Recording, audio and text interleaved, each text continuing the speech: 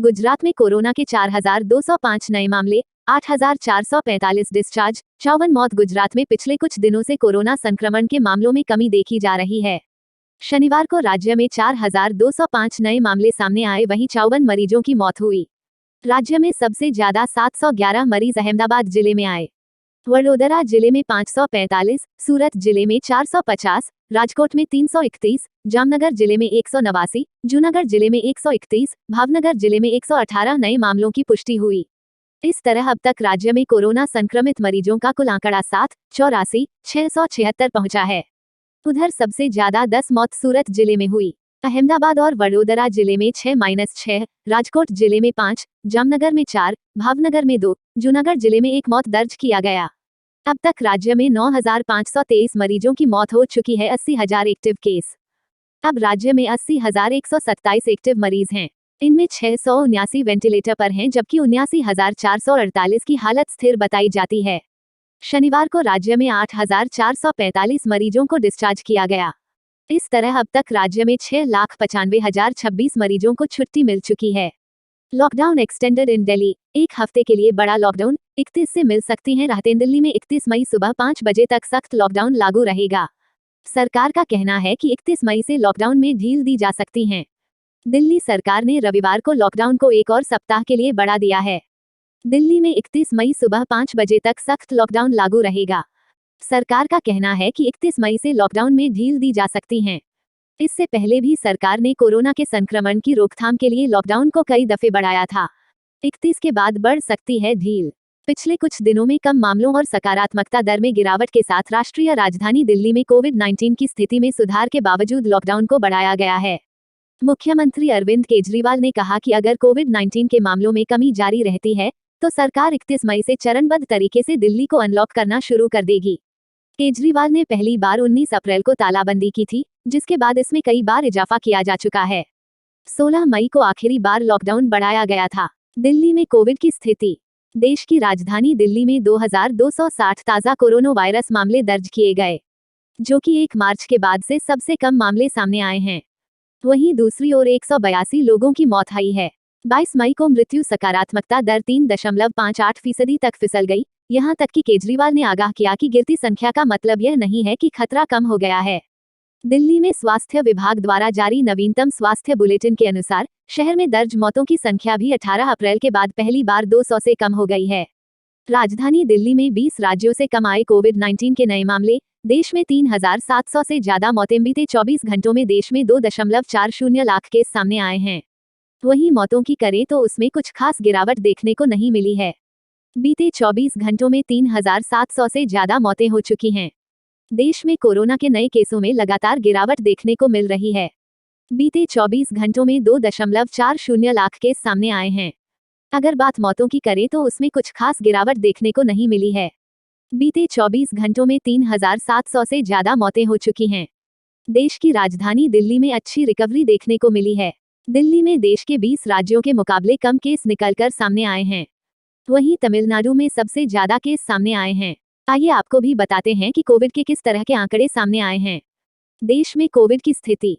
https://www.covid19india.org/ website के अनुसार मई के महीने में अब 1.50 लाख से ज्यादा नए केसों में गिरावट देखने को मिल चुकी है। 24 घंटे में 2.40 लाख नए केस सामने आए हैं, जबकि अप्रैल के आखिरी दिन यह आंकड़ा 4 लाख से ज्यादा था, जिसके बाद एक्टिव केसों की संख्या 28 लाख हो गई है। देश में कोरोना से रिकवर होने वाले लोगों की संख्या में तेजी देखने को मिल रही है। 24 घंटे में 3.50 लाख से ज्यादा मरीज रिकवर हुए हैं, जिसके बाद कुल रिकवर होने वाले लोगों की संख्या 2.34 करोड़ से ज्यादा हो गई है। वैसे देश में कोरोना कुल केसों की संख्या 2.65 करोड़ से ज्यादा हो चुकी है। मौतों की अच्छा दोस्तों, ये बात तो आपको पता चली गई होगी कि चक्रवात तूफान तोकते के बाद अब यास नाम का एक और नया तूफान आ रहा है। मैंने भी आपको डीएलएस न्यूज के ऊपर ये अलर्ट बताया था, राइट। लेकिन मौसम विभाग की तरफ से यहाँ पर कुछ नई जानकारी निकल कर आ रही, जो भी आपको जरूर जान लेनी चाहिए। दरअसल दोस्तों, अब जो ये नया तूफान आ रहा है ना यास, ये एक तो बंगाल की खाड़ी से उठ रहा है और अगले सप्ताह तक ये हमारे भारत में दस्तक दे सकता है। अब ऐसे में इस यास तूफान के चलते कई राज्यों में अलर्ट जारी किया गया। ये देख सकते हैं कि तोकते की तबाही के बाद चक्रवात यास का अलर्ट है। बंगाल की खाड़ी से ये तूफान टकराएगा। खास करके इसका असर 2 राज्यों में सबसे ज्यादा खतरा मंडरा रहा। कौन कौन से राज्य में आपको बताऊंगा। और ये 26 मई तक चक्रवात तूफान जो भारत में आ सकता है। हालांकि इसके बनने की प्रक्रिया जो है ना, वो तो 22, 23, 24 मई से ही शुरू हो जाएगी। लेकिन भारत की सीमाओं से अंदर घुसते हुए ये राज्यों तक कहर जो बर पाएगा ना, वो 26 मई तक कहर बरपा सकता है। अब ऐसे में किन किन राज्यों के लिए इस नए तूफान का अलर्ट है। हालांकि तोकते तूफान तो अब कमजोर हो चुका, काफी ठंडा पड़ चुका। तोकते ने भी दोस्तों बहुत भयंकर तबाही मचाई थी। गुजरात के अंदर लगभग 45-50 लोग तोकते के कारण मारे गए थे। मैंने आपको कल सारे डेटा भी बताए थे,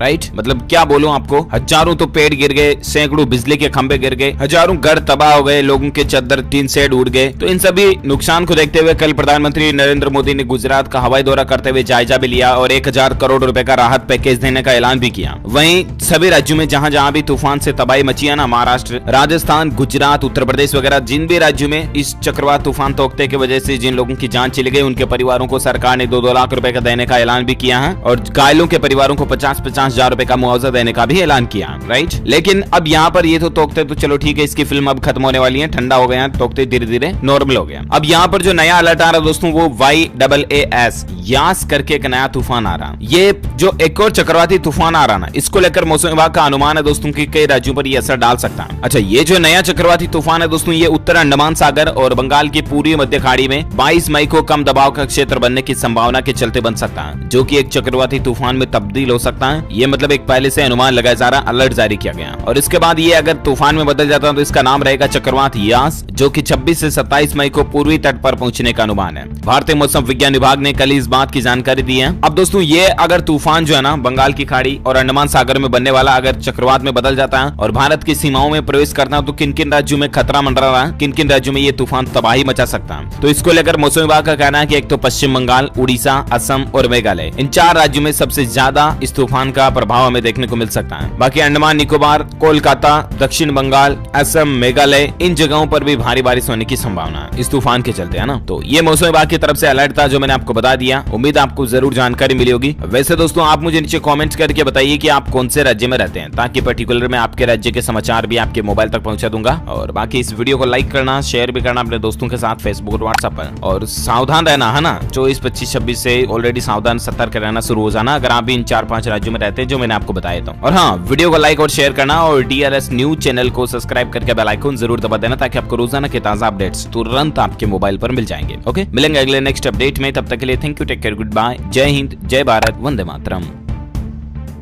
58,000 करोड़ रुपए, 58,000 करोड़ रुपए। नमस्कार, जय हिंद, वंदे मातरम भाई और बहनों, स्वागत है आपका भारत के सबसे बड़े सरकारी न्यूज चैनल पर। तो दोस्तों, टुडे ब्रेकिंग न्यूज के साथ देश और राज्य की 10 बड़ी ताजा खबरों को लेकर इस वीडियो में हम आपके सामने हाजिर हो चुके हैं। साथ ही में दोस्तों, कोरोना वायरस, लॉकडाउन, राशन वितरण और मोदी सरकार की नई योजना से जुड़ी हर छोटी से छोटी खबर और अपडेट भी इस वीडियो में देने वाले हैं।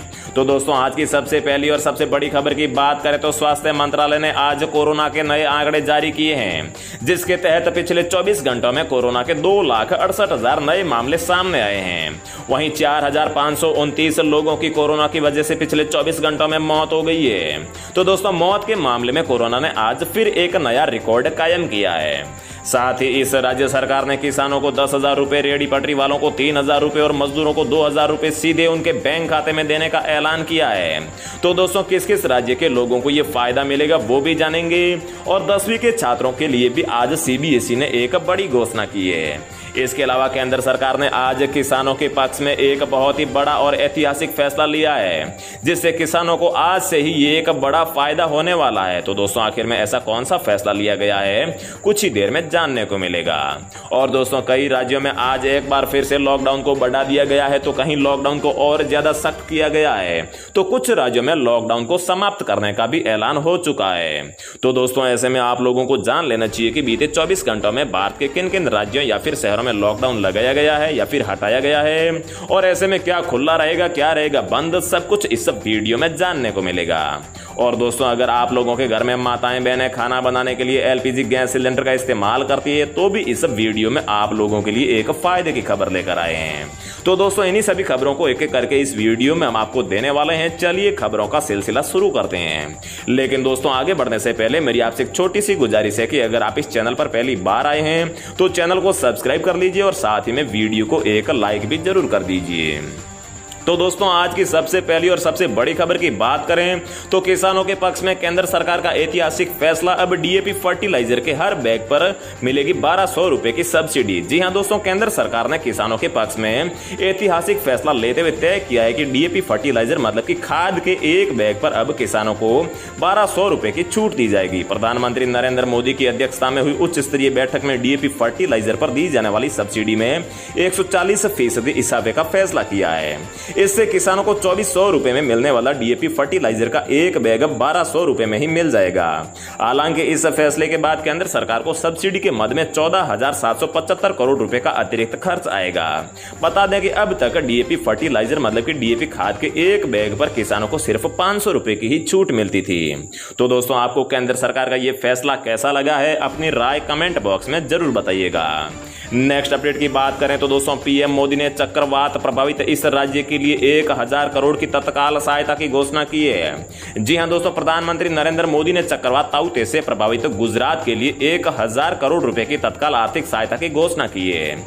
एक आधिकारिक विज्ञप्ति में यह जानकारी दी गई है। उन्होंने ताउते से प्रभावित सभी राज्यों में चक्रवात संबंधी घटनाओं में मारे गए परिजनों के लिए या फिर मारे गए लोगों के लिए 2-2 लाख रुपए और घायलों के लिए 50,000 रुपए के मुआवजे की भी घोषणा की है।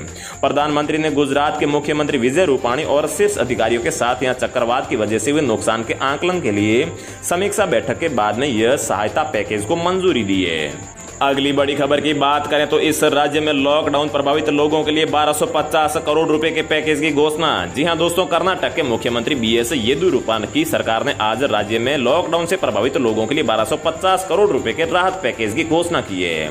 इसके साथ ही मुख्यमंत्री ने कहा है कि अभी तक राज्य में लॉकडाउन को और बढ़ाने के बारे में कोई फैसला नहीं किया गया है। इस बारे में 24 मई से फैसला ले लिया जाएगा। 24 मई को राज्य में लॉकडाउन की मियाद खत्म हो रही है। तो दोस्तों, हम आपको बता दें कि 1250 करोड़ रुपए के पैकेज में किन लोगों को क्या मिलेगा। तो हम आपको बता दें कि ऑटो टैक्सी चालकों को 3000 रुपए की वित्तीय सहायता दी जाएगी। फूलों की खेती करने वाले किसानों को 10,000 रुपए प्रति हेक्टेयर के हिसाब से दिए जाएंगे। फुटपाथ पर फूल सब्जी या फिर अन्य कोई भी जो हॉकर्स है उनको 3000 रुपए दिए जाएंगे। फिल्म लाइन में काम करने वाले लोगों को भी 3000 रुपए की वित्तीय सहायता दी जाएगी। प्रधानमंत्री गरीब कल्याण योजना के तहत सभी लोगों को 5 किलो मुफ्त जो है चावल दिया जाएगा और अनऑर्गेनाइज्ड श्रमिकों को 2000 रुपए सीधे उनके बैंक अकाउंट में भेजे जाएंगे। इस तरह से कोरोना काल में राज्य सरकार लोगों के खाते में टोटल 1250 करोड़ रुपए भेजेगी। तो दोस्तों, आपको इस राज्य सरकार का ये फैसला कैसा लगा है? साथ ही में क्या आपके राज्य में भी ऐसा यहाँ पर नियम या फिर ऐसी योजना लागू होनी चाहिए या फिर नहीं, जरूर बताएं और आपके राज्य का भी नाम कमेंट बॉक्स में बताना बिल्कुल ना भूलिएगा। नेक्स्ट अपडेट की बात करें तो सीएम अशोक गहलोत का बड़ा फैसला, राजस्थान में महामारी घोषित हुआ ब्लैक फंगस। जी हाँ दोस्तों, गहलोत सरकार ने इसका ऐलान करते हुए कहा है कि ब्लैक फंगस अब खतरनाक रूप लेता जा रहा है और कई राज्यों में तेजी से फैल रहा है, इसलिए इस पर अधिक ध्यान देने की आवश्यकता है।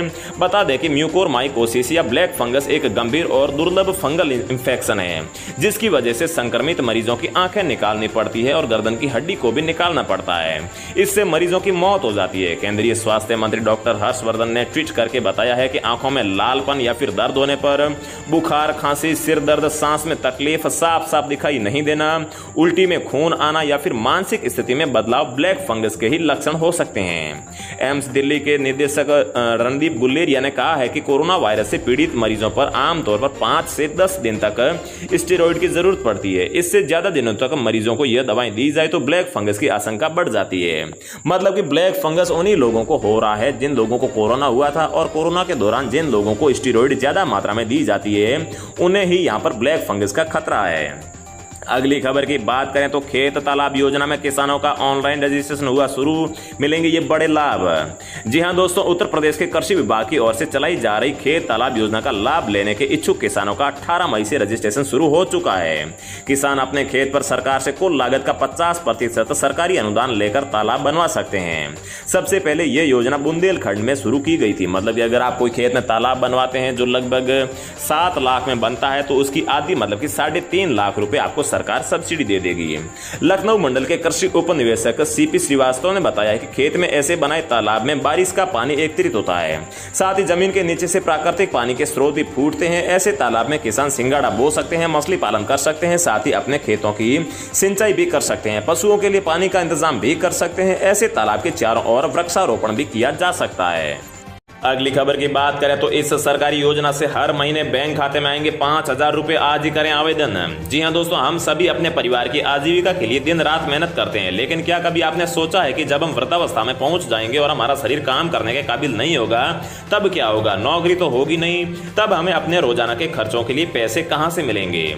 इसका एक आसान सा रास्ता है सरकार की अटल पेंशन योजना। इस योजना का लाभ भारत का हर वो नागरिक ले सकता है जो इनकम टैक्स नहीं भरता है, मतलब कि जिसकी कमाई इनकम टैक्स स्लैब से बाहर है। इससे पहले असंगठित क्षेत्र को पेंशन से जुड़ी किसी स्कीम का लाभ नहीं मिलता था और अटल पेंशन योजना के तहत निवेश करने पर आपको रिटायर होने के बाद हर महीने पेंशन मिलती है। आप जितनी जल्दी अटल पेंशन योजना से जुड़ेंगे उतना ही अधिक आपको फायदा होगा। अगर कोई व्यक्ति 18 साल की उम्र में अटल पेंशन योजना से जुड़ता है तो उसे हर महीने 210 रुपए का निवेश करना होगा और रिटायर होने के बाद में 60 साल की उम्र से आपको हर महीने 5,000 रुपए मासिक पेंशन मिलेगी। इस योजना के तहत आवेदन करने के लिए आप पोस्ट ऑफिस या फिर बैंक में जाकर खाता खुलवा सकते हैं। अगली खबर की बात करें तो जवान लड़के लड़कियों के लिए या फिर बॉयफ्रेंड गर्लफ्रेंड के लिए आज एक नया नियम आया है। लिव इन रिलेशनशिप नैतिक सामाजिक रूप से अस्वीकार्य, पंजाब हाई कोर्ट ने दिया है आदेश। जी हां दोस्तों, पंजाब और हरियाणा उच्च न्यायालय ने सुरक्षा की मांग करने वाले एक प्रेमी जोड़े द्वारा दायर याचिका को खारिज करते हुए कहा है कि लिव इन रिलेशनशिप नैतिक और सामाजिक रूप से अस्वीकार्य है। याचिकाकर्ता गुलजा कुमारी और साथ ही गुरविंदर सिंह ने याचिका में कहा है कि वे एक साथ रह रहे हैं और जल्दी शादी करना चाहते हैं। उन्होंने कुमारी के माता पिता से अपनी जान को खतरा होने की आशंका जताई थी। न्यायमूर्ति एच.एस. मदान ने अपने 11 मई के आदेश में कहा है कि वास्तव में याचिकाकर्ता याचिका दायर करने के आड़ में अपने लिव इन रिलेशनशिप पर अनुमोदन की मुहर की मांग कर रहे हैं, जो नैतिक और असामाजिक रूप से स्वीकार्य नहीं है। याचिका में कोई सुरक्षा आदेश पारित नहीं किया जा सकता, तदनुसार जो है याचिका उसे खारिज कर दी गई है। कहने का मतलब यह है कि दोस्तों, लिव इन रिलेशनशिप को भारत में यहाँ पर कोई भी स्थान नहीं दिया गया है। इसे यहाँ पर समाज में और साथ ही में कानून में भी अस्वीकार्य कहा गया है। अगली खबर की बात करें तो दोस्तों, खेत तालाब योजना में किसानों का ऑनलाइन रजिस्ट्रेशन हुआ शुरू, मिलेंगे ये बड़े लाभ। जी हां दोस्तों, उत्तर प्रदेश के कृषि विभाग की ओर से चलाई जा रही खेत तालाब योजना का लाभ लेने के इच्छुक किसानों का 18 मई से रजिस्ट्रेशन शुरू हो चुका है। किसान अपने खेत पर सरकार से कुल लागत का 50% सरकारी अनुदान लेकर तालाब बनवा सकते हैं। इससे पहले ये योजना बुंदेलखंड में शुरुआत की गई थी। तो दोस्तों, हम आपको बता दें कि अगर आप अपने खेत में तालाब बनवाना चाहते हैं जिसकी लागत 10 लाख रुपए है तो उसका जो 5 लाख रुपए है, मतलब कि 50% है, वो आपको सरकार देगी। लखनऊ मंडल के कृषि उप निवेशक श्रीपी श्रीवास्तव ने बताया है कि खेत में बने ऐसे तालाब में बारिश का पानी एकत्रित होता है, साथ ही जमीन के नीचे से पानी के प्राकृतिक स्रोत भी फूटते हैं। ऐसे तालाब में किसान सिंगाड़ा बो सकते हैं, मछली पालन भी कर सकते हैं, साथ ही अपने खेत की सिंचाई भी कर सकते हैं, पशुओं के लिए पानी का इंतजाम भी कर सकते हैं। ऐसे तालाब के चारों ओर वृक्षारोपण भी किया जा सकता है। तो दोस्तों, उत्तर प्रदेश के लोग इस योजना का तहत आवेदन करके फायदा ले सकते हैं। तो दोस्तों, रोजाना ऐसी खबरें पाते रहने के लिए चैनल को सब्सक्राइब करके बेल आइकन प्रेस कर लीजिए। जय हिंद, वंदे मातरम। आज रात 12 बजे से पूरे देश में, ध्यान से सुनिए, पूरे देश में। हेलो दोस्तों, नमस्कार। स्वागत है आप सभी का दिन भर के ताज़ा तरीन खबरों को लेकर। दोस्तों, देश भर की पूरी खबर को लेकर हम आपके सामने हाजिर हो चुके हैं। पूरी देश की खबर यहाँ पे हम आपको बताएंगे। आरबीआई ने एक और बैंक पर लगाया जुर्माना, क्या है पूरी खबर, इसका ग्राहकों पर क्या होगा असर, हम आपको बताएंगे। इसके साथ साथ दोस्तों, टैक्स पेयर्स के लिए बहुत ही काम की खबर आ रही है। इसके साथ साथ दोस्तों, भारत में कोरोना वैक्सीन की डोज में गैप बढ़ा है, क्या है पूरी खबर, हम आपको बताएंगे। तो चलिए शुरू करते हैं सभी खबरों को विस्तार से। तो सबसे पहले मैं आपको बता दूं, जो आपकी सबसे महत्वपूर्ण खबर है वह है पूरे पिछले 24 घंटे में कोरोना के आंकड़ों को लेकर। तो दोस्तों मैं आपको बता दूं, पिछले 24 घंटे में 2.67 लाख नए केस आए हैं। लेकिन अगर हम बात करते हैं इसमें मौत के आंकड़े को, तो 4,529 मरीजों ने अपनी जान भी गंवाई है। उसके साथ साथ दोस्तों मैं आपको बता दूं, भारत में कोरोना वैक्सीन की डोज में गैप बढ़ा। आइए जानते हैं दूसरे देशों में वैक्सीन के क्या हैं नियम। तो भारत में लोगों को सबसे ज़्यादा कोविशील्ड वैक्सीन की डोज लग रही है। पहले लोग खुश थे कि 1 महीने से 2 महीने में उन्हें कोरोना वैक्सीन की दोनों डोज लग जाएंगी। अब केंद्र सरकार ने 2 डोज के बीच समय को बढ़ा दिया, इसे 12 से 16 हफ्ते कर दिया। लोगों की समझ में नहीं आ रहा कि अब वो क्या करे, क्या इतना अंतर सही है, क्या इससे लोगों को फायदा होगा, क्या बाकी देशों में भी ऐसा ही हाल है। तो आइए जानते हैं कि किस देश में किस वैक्सीन के डोज के बीच कितना अंतर है। तो दोस्तों मैं आपको बता दूं, कोविशील्ड की अगर बात करते हैं तो भारत में केंद्र सरकार ने कोविशील्ड के 2 डोज के बीच के अंतर को बढ़ाकर 12 से 16 हफ्ते कर दिया, यानी 3 से 4 महीने। वहीं आपको मैं बता दूं, अगर बात करते हैं कि यूके की, तो यूके में कोविशील्ड वैक्सीन की डोज में अंतर बढ़ाया गया है। तो आप जानकर हैरान होंगे कि ब्रिटेन पिछले साल दिसंबर में ही इस वैक्सीन की डोज के बीच गैप बढ़ाकर 12 हफ्ते कर दिया था। लेकिन B1617 कोरोना वेरिएंट के आने के बाद मची तबाही से डरकर 2 डोज के गैप को घटाकर 8 हफ्ते उसने कर दिया। वहीं ब्रिटेन में बात करें तो बायोएनटेक की कोरोना वैक्सीन के दोनों डोज में 12 हफ्ते का अंतर रखा था। अगर कोवैक्सीन की बात करते हैं तो भारत सरकार ने इस वैक्सीन के डोज के बीच अंतर बढ़ाने की फिलहाल कोई बात नहीं की है। कोवैक्सीन के 2 डोज के बीच 4 से 6 हफ्ते का ही अंतर है। हालांकि हो सकता है कि भविष्य में इस वैक्सीन के डोज को लेकर तय किए गए अंतर को बढ़ाया जाए। यह निर्भर करता है वैक्सीन की उत्पादन क्षमता और कोरोना वेरिएंट के बढ़ते असर पर। कोवैक्सीन को भारत बायोटेक इंटरनेशनल लिमिटेड ने बनाया है। स्पुतनिक 5 की बात करें तो रूस से आई कोरोना वैक्सीन स्पुतनिक 5 वैक्सीन को बनाने वाली संस्था गामेलिया रिसर्च सेंटर ने कहा है कि फिलहाल स्पुतनिक वैक्सीन के 2 डोज के बीच 3 हफ्ते का गैप है। वहीं दोस्तों मैं आपको बता दूं, अगली जो खबर आ रही है वह आ रही है आरबीआई की ओर से। रिजर्व बैंक ऑफ इंडिया ने एक और सहकारी बैंक पर जुर्माना लगाया है। आरबीआई ने महाराष्ट्र के प्रियदर्शनी महिला नगरी सहकारी बैंक पर 1 लाख रुपए का जुर्माना लगाया। रिजर्व बैंक ने यह जुर्माना सुपरवाइजरी एक्शन फ्रेमवर्क के तहत जारी किए गए कुछ निर्देशों का पालन नहीं करने की वजह से लगाया है। अगर बात करते हैं इसका ग्राहकों पर असर के, तो मैं आपको बता दूं, रिजर्व बैंक की इस कार्रवाई का इसके ग्राहकों पर कोई असर पड़ेगा, तो इसका जवाब है नहीं। इस फैसले से बैंक के ग्राहकों पर किसी तरह का कोई असर नहीं होगा। आरबीआई ने ग्राहकों को मिलने वाली सुविधा पर किसी तरह की रोक नहीं लगाई है। वही दोस्तों मैं आपको बता दूं, टैक्स पेयर्स के लिए ध्यान देने वाली खबर है। कोरोना महामारी की दूसरी लहर को देखते हुए इनकम टैक्स डिपार्टमेंट ने हाल ही में टैक्स पेयर को राहत पहुंचाने के लिए कुछ टाइमलाइन को आगे बढ़ा दिया था। टैक्स पेयर और टैक्स सलाहकारों की अपील के बाद central board of direct taxes ने पिछली बार कई डेडलाइंस को 30 अप्रैल 2021 तक बढ़ा दिया गया था। वहीं दोस्तों मैं आपको बता दूं, अगली जो खबर आ रही है वह आ रही है, बड़ी खबर है, रेमडेसिविर को कोरोना मरीजों के इलाज से हटाने पर हो रहा है विचार, क्योंकि यह असरदार नहीं है। जी हां दोस्तों, देश में कोरोना वायरस महामारी की दूसरी लहर का अभी थमा नहीं है। कुछ दिनों से कोरोना के नए केस लगातार कम हो रहे हैं। इसके बावजूद बीमारी से मरने वालों का आंकड़ा कम होने का नाम नहीं ले रहा है, जिसे लेकर रेमडेसिविर को कोरोना मरीजों के इलाज से हटाने पर विचार किया जा रहा है, क्योंकि यह असरदार होने की बात नहीं की जा रही, इसमें असरदार होने के कोई सबूत नहीं मिले हैं। तो फिलहाल इस वीडियो में इतना ही। ऐसे ही खबरों के लिए बने रहिए हमारे इस वीडियो के साथ। Bye and thanks for watching this video. जब जरूरी हो तभी बाहर निकले, कोविड अनुशासन का पूरा पालन करें।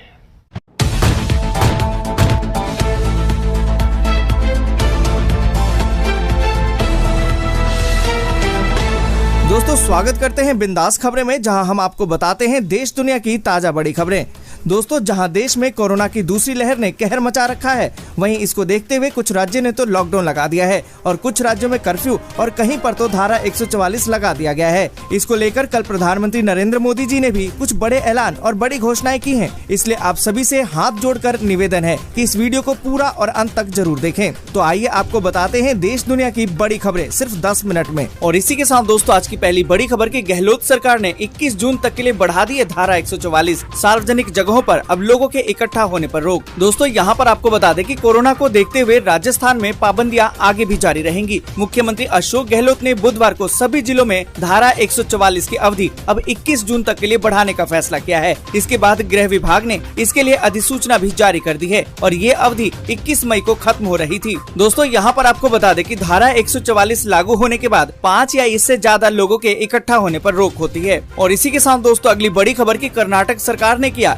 1250 करोड़ रुपए के राहत पैकेज का ऐलान। दोस्तों यहाँ पर आपको बता दें कि कोविड-19 की दूसरी लहर से जूझ रहे कर्नाटक के लिए राज्य की येदियुरप्पा सरकार ने सहायता पैकेज का ऐलान कर दिया है। येदियुरप्पा सरकार ने कर्नाटक के लिए 1250 करोड़ रुपए के राहत पैकेज की घोषणा कर दी है। मंत्रिमंडल की बैठक के बाद कर्नाटक के सीएम बीएस येदियुरप्पा ने अलग अलग तबके के लिए सहायता पैकेज का ऐलान किया। दोस्तों यहाँ पर आपको बता दें कि ऑटो टैक्सी चालकों को 3000 रूपए की वित्तीय सहायता दी जाएगी, जबकि फूल की खेती करने वालों को भी 10,000 प्रति हेक्टेयर की मदद की जाएगी। वहीं फुटपाथ पर फूल और सब्जी बेचने वाले हॉकर्स को 3000 रूपए की मदद दी जाएगी। फिल्म लाइन वर्कर्स को भी 3000 रूपए की मदद दी जाएगी। प्रधानमंत्री गरीब कल्याण अन्न योजना के तहत सभी को 5 किलो चावल दिया जाएगा। अनऑर्गेनाइज्ड लेबर को भी 2000 रूपए की मदद दी जाएगी और सभी को सीधे बैंक अकाउंट में पैसे भेजे जाएंगे। और इसी के साथ दोस्तों अगली बड़ी खबर की सीबीएसई ने जारी किए निर्देश, 10वीं बोर्ड का रिजल्ट अब जुलाई में होगा घोषित। दोस्तों यहाँ पर आपको बता दें कि कोरोना महामारी के बढ़ते संक्रमण की वजह से central board of secondary education यानी कि सीबीएसई ने 10वीं बोर्ड की परीक्षा को पहले ही रद्द कर दिया है।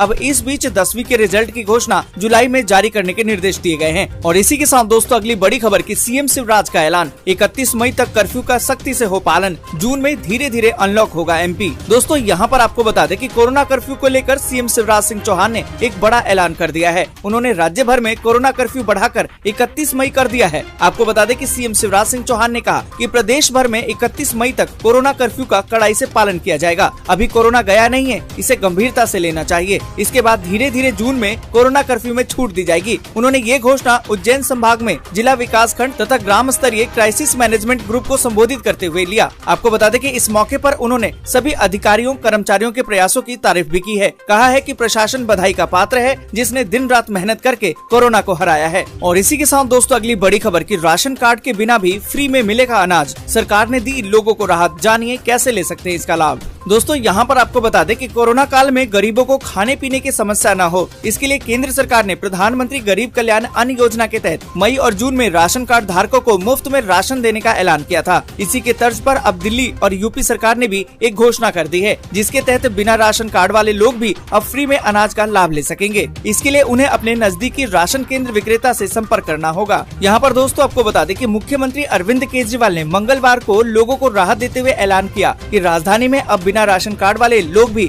राशन की दुकानों से मुफ्त में राशन ले सकेंगे। और इसी के साथ दोस्तों अगली बड़ी खबर की सुधर रहे हैं दिल्ली के हालात, 46 दिन बाद दिल्ली में कोरोना के नए मामले 4000 से भी कम। दोस्तों यहाँ पर आपको बता दें कि राष्ट्रीय राजधानी में एक दिन में कोविड-19 के 3846 नए मामले सामने आए, जो 5 अप्रैल के बाद सबसे कम दैनिक मामले हैं। आपको बता दें कि दिल्ली सरकार द्वारा जारी किए गए एक स्वास्थ्य बुलेटिन के अनुसार इस अवधि में संक्रमण से 235 और लोगों की मौत हो गई है। वहीं संक्रमण दर भी गिरावट के साथ 5.78% हो गई है। दोस्तों आगे बढ़े उससे पहले एक छोटी सी रिक्वेस्ट है, इस वीडियो को लाइक और दोस्तों के साथ शेयर करना बिल्कुल भी ना भूलें। अगर अभी तक आपने चैनल को सब्सक्राइब नहीं किया है तो सब्सक्राइब जल्दी से कर लें। और इसी के साथ दोस्तों अगली बड़ी खबर कि अब कोविड-19 से ठीक होने के 3 महीने बाद लगेगी वैक्सीन, सरकार का फैसला। दोस्तों यहाँ पर आपको बता दें कि केंद्रीय स्वास्थ्य मंत्रालय ने कोविड-19 टीकाकरण पर नई सिफारिशों को स्वीकार कर लिया है। दोस्तों आपको बता दें कि national expert group on vaccine administration for कोविड-19 द्वारा की गई नई सिफारिशों के अनुसार कोरोना वायरस से क्लिनिकल रिकवरी के बाद ही टीकाकरण को 3 महीने के लिए टाल दिया जाए। अब इन सिफारिशों को मंजूरी दे दी गई है।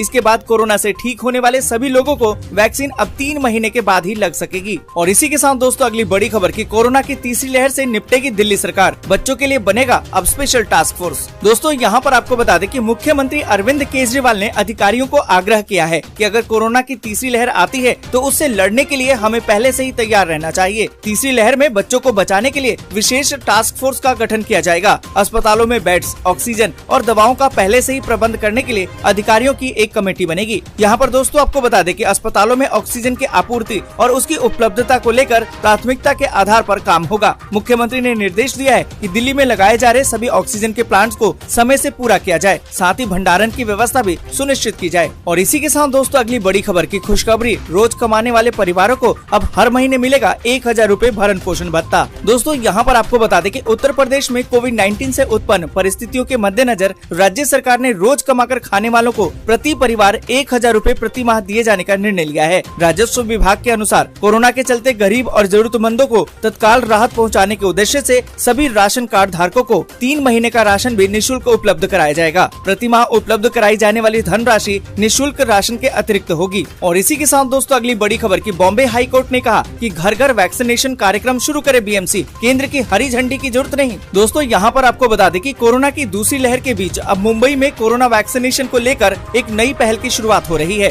आपको बता दें कि बॉम्बे हाई कोर्ट ने कहा है कि अगर संभव हो तो बीएमसी घर घर जाकर वृद्ध और दिव्यांग लोगों को वैक्सीन दे। इसके लिए केंद्र सरकार की हरी झंडी की आवश्यकता नहीं है। जस्टिस दीपांकर गुप्ता और जस्टिस जीएस कुलकर्णी की पीठ ने कहा कि अगर केंद्र सरकार ने इसकी मंजूरी नहीं भी दी है तो भी बीएमसी इसे शुरू कर सकता है। और इसी के साथ दोस्तों अगली बड़ी खबर की राजस्थान सरकार ने ब्लैक फंगस को घोषित कर दिया महामारी। राज्य में तेजी से बढ़ रहे केस। दोस्तों यहाँ पर आपको बता दें कि राजस्थान सरकार ने कोरोना वायरस संक्रमण से ठीक होने वाले मरीजों में सामने आ रहे म्यूकरमाइकोसिस यानी कि ब्लैक फंगस रोग को बुधवार को महामारी घोषित कर दिया। राज्य के चिकित्सा और स्वास्थ्य विभाग ने इस बारे में बुधवार को अधिसूचना भी जारी कर दी है। आपको बता दें कि कोरोना संक्रमण को मात दे चुके कई लोगों को अब ब्लैक फंगस शिकार बना रहा है। देश में कई राज्यों में ब्लैक फंगस के मामले तेजी से बढ़ रहे हैं। दोस्तों यहाँ पर आपको बता दें कि विशेषज्ञों के अनुसार ये बीमारी कोरोना वायरस से ठीक हुए मधुमेह के मरीजों यानी कि डायबिटीज के जो मरीज हैं उनमें अधिक हो रही है। इस बीमारी में पीड़ित की आंखों की रोशनी जाने के साथ ही जबड़े तक को निकालने की नौबत आ रही है। और इसी के साथ दोस्तों अगली बड़ी खबर की पीएम नरेंद्र मोदी ने कहा कि ताउते तूफान से नुकसान का आंकलन करके केंद्र से साझा करे राज्य सरकारें, तत्काल दी जाएगी वित्तीय सहायता। दोस्तों आपको बता दें कि प्रधानमंत्री नरेंद्र मोदी ने बुधवार को कहा कि केंद्र सरकार और प्रभावित राज्यों की सरकारें मिलकर काम कर रही है। राज्य सरकारें जैसे ही चक्रवाती तूफान ताउते से जो भी नुकसान हुआ है उसका आंकलन करे और केंद्र सरकार के साथ साझा करे, तत्काल वित्तीय सहायता प्रदान की जाएगी। साथ ही दोस्तों आपको बता दें कि गोवा के मुख्यमंत्री प्रमोद सावंत ने राज्य में चक्रवाती तूफान ताउते के कारण जान गंवाने वाले परिवारों के लिए 4 लाख रुपए की अनुग्रह राशि की घोषणा कर दी है। और इसी के साथ दोस्तों अगली बड़ी खबर की वोडाफोन आइडिया ग्राहकों के लिए बड़ी खुशखबरी, अब मुफ्त में मिलेगा 49 रुपए का प्लान। दोस्तों यहाँ पर आपको बता दें कि वोडाफोन आइडिया ने अपने 6 करोड़ के करीबन निम्न आय वाले ग्राहकों को 49 रुपए का मुफ्त प्लान देने की घोषणा कर दी है। महामारी के दौरान अपने ग्राहकों को कंपनी के साथ जोड़े रखने के लिए इस एक बारगी की सुविधा का प्लान का ऐलान किया गया है। कंपनी ने एक बयान में इसकी जानकारी देते हुए कहा कि इस समूह के ग्राहक यदि अपने मोबाइल सेवा के लिए 79 रुपए मूल्य का प्लान खरीदते हैं तो उन्हें इस पर करीबन दुगना लाभ होगा। दोस्तों आज के लिए बस यहीं तक। वीडियो आपको अच्छी लगी हो तो लाइक और शेयर जरूर कर दें। अगर अभी तक आपने चैनल को सब्सक्राइब नहीं किया है तो सब्सक्राइब जल्दी से कर लें।